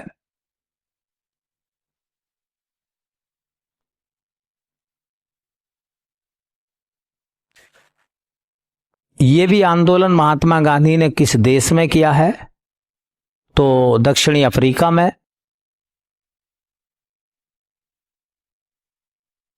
क्यों किया है? आंदोलन का कारण क्या है? एशियाई मूल के जो व्यक्ति एशियाई मूल के जो व्यक्ति 5 से 10 वर्ष के परमिट पर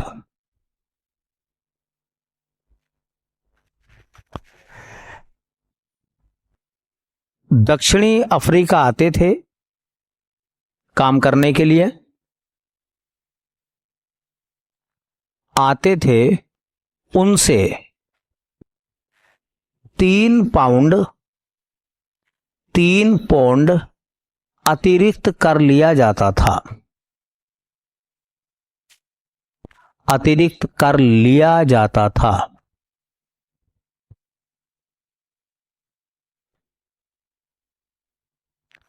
ठीक है। इस आंदोलन का नेतृत्व किसने किया? तो आंदोलन का नेतृत्व देखिए महात्मा गांधी इसमें शामिल थे, और महात्मा गांधी के साथ उनकी पत्नी कस्तूरबा गांधी भी थी इस आंदोलन में, और बाकी अन्य 16 महिलाएं भी शामिल थीं। जो लोग साउथ अफ्रीका में एज ए वर्कर जाते थे, 5-10 साल के परमिट पे जाते थे, परमिट होता था, तो जो 5-10 साल के परमिट पे जाते थे उनसे 3% या 3 पौंड का ज्यादा कर लिया जाता था। और इन 5-10 साल काम करने वाले मजदूरों को साउथ अफ्रीका में गिरमिटिया बोलते थे। क्या कहते थे? गिरमिटिया बोलते थे। जो एशिया के लोग काम करने जाते थे, गांधी जी ने कहा कि ये काम गलत है और 3 पौंड का जो कर ले रहे हैं ये गलत है। इसके खिलाफ महात्मा गांधी ने आंदोलन करा और अंततः इस गिरमिटिया प्रथा को, जो 3 पौंड अतिरिक्त कर वाली प्रथा थी, इसे भी खत्म कराया। तो इससे गांधी का वर्चस्व साउथ अफ्रीका में और बढ़ा। ठीक है, चलिए देखो 1914 में प्रथम विश्व युद्ध शुरू हो गया था। पहला वर्ल्ड वार कब शुरू हुआ है? 1914 में। और कब तक चला है? 1918 तक। देखिए भैया, 1914 के प्रथम विश्व युद्ध में 1914 के प्रथम विश्व युद्ध में महात्मा गांधी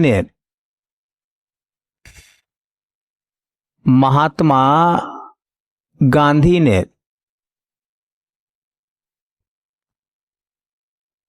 लंदन में इंडियन एम्बुलेंस कोर बनाकर इंडियन एम्बुलेंस कोर बनाकर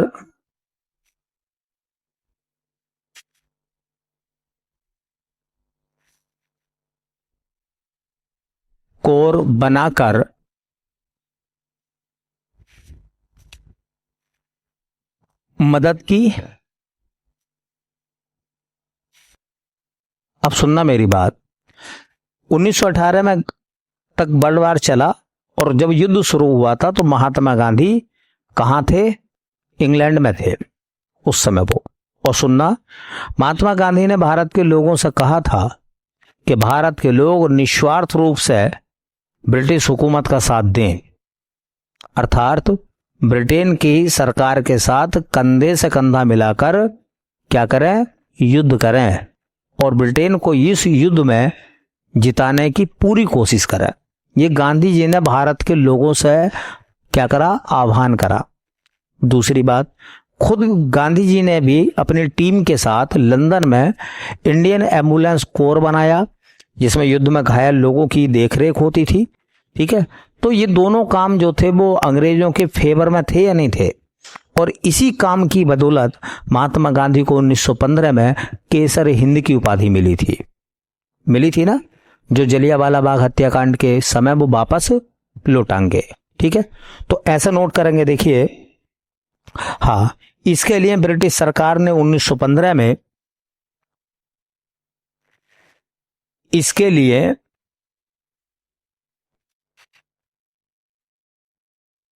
ब्रिटिश सरकार ने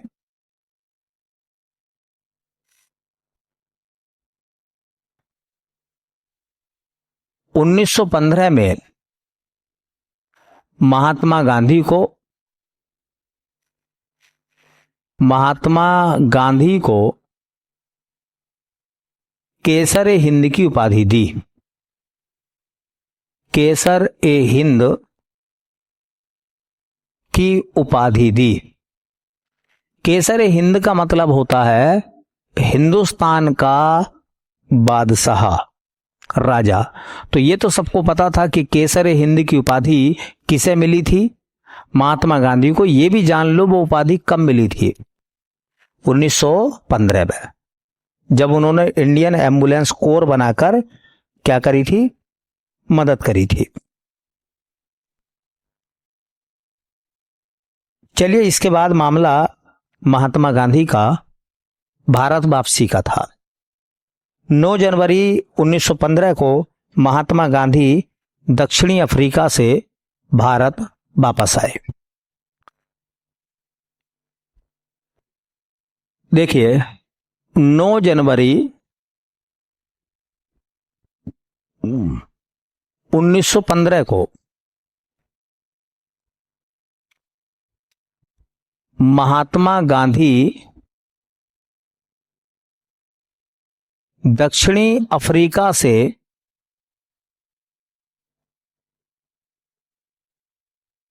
भारत आए।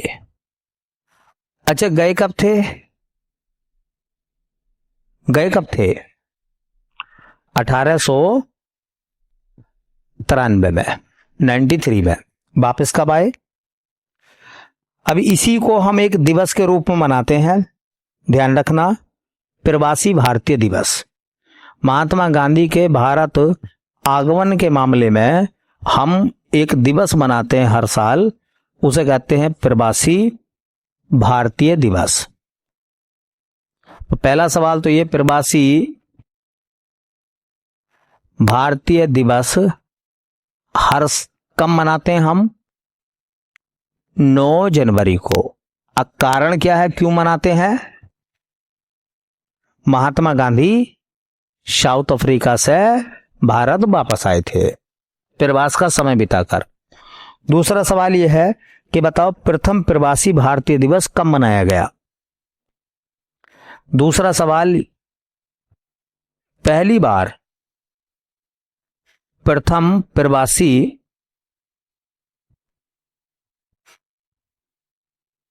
भारतीय दिवस कब मनाया गया भैया?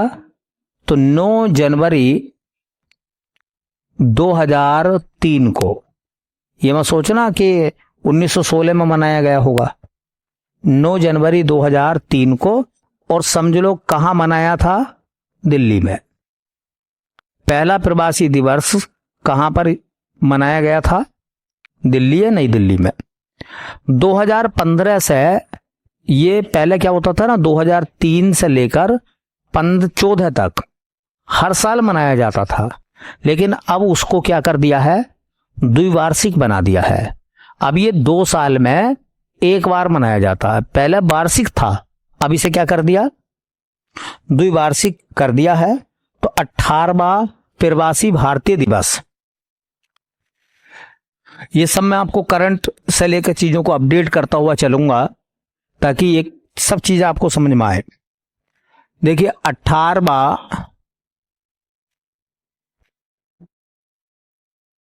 प्रवासी भारतीय दिवस। अब सवाल यह है कि 18वां प्रवासी भारतीय दिवस कब आयोजित हुआ?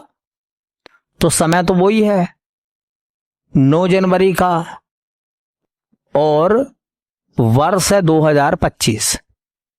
26 में प्रवासी भारतीय दिवस में नहीं मनाया गया है, 27 में मनाया जाएगा। देखो 15 में, फिर 17 में, फिर 19 में, फिर 21 में, फिर 23 में, फिर 25 में, फिर 27 में।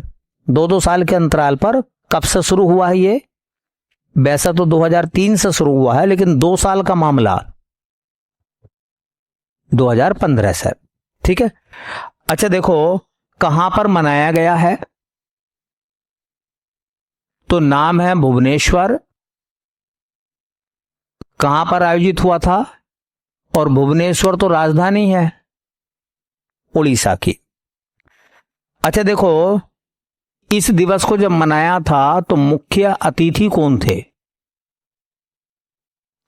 ऐसा होता ना, किसी एक देश के राष्ट्रपति को या शासनाध्यक्ष को एज ए चीफ गेस्ट बुलाते हैं, तो मुख्य अतिथि के रूप में कौन शामिल थे? तो उनका नाम है क्रिस्टीन कार्ला कंगालू। क्रिस्टीन कार्ला कंगालू। और ये क्रिस्टीन कार्ला कंगालू जो है वो त्रिनिदाद व टोबैगो की राष्ट्रपति थी। त्रिनिदाद व टोबैगो की राष्ट्रपति। टोबैगो की राष्ट्रपति कौन? क्रिस्टीन कार्ला कंगालू। वो वहां की प्रेसिडेंट थी, उन्हें बुलाया गया था। अच्छा इसकी थीम क्या रखी गई थी? तो थीम थी विकसित भारत में प्रवासी भारतीयों का योगदान। विकसित भारत में प्रवासी भारतीयों का योगदान, कि जो भारत अगर विकसित बनता है तो उसमें प्रवासियों का योगदान क्या रहेगा। ठीक है। अब गांधी जी कहां से आ गए हैं? साउथ अफ्रीका से। अब 2-3 दिन गांधी जी को आराम करन दो, थक गए होंगे, है ना। फिर उसके बाद में कहानी को आगे बढ़ाएंगे। ठीक है।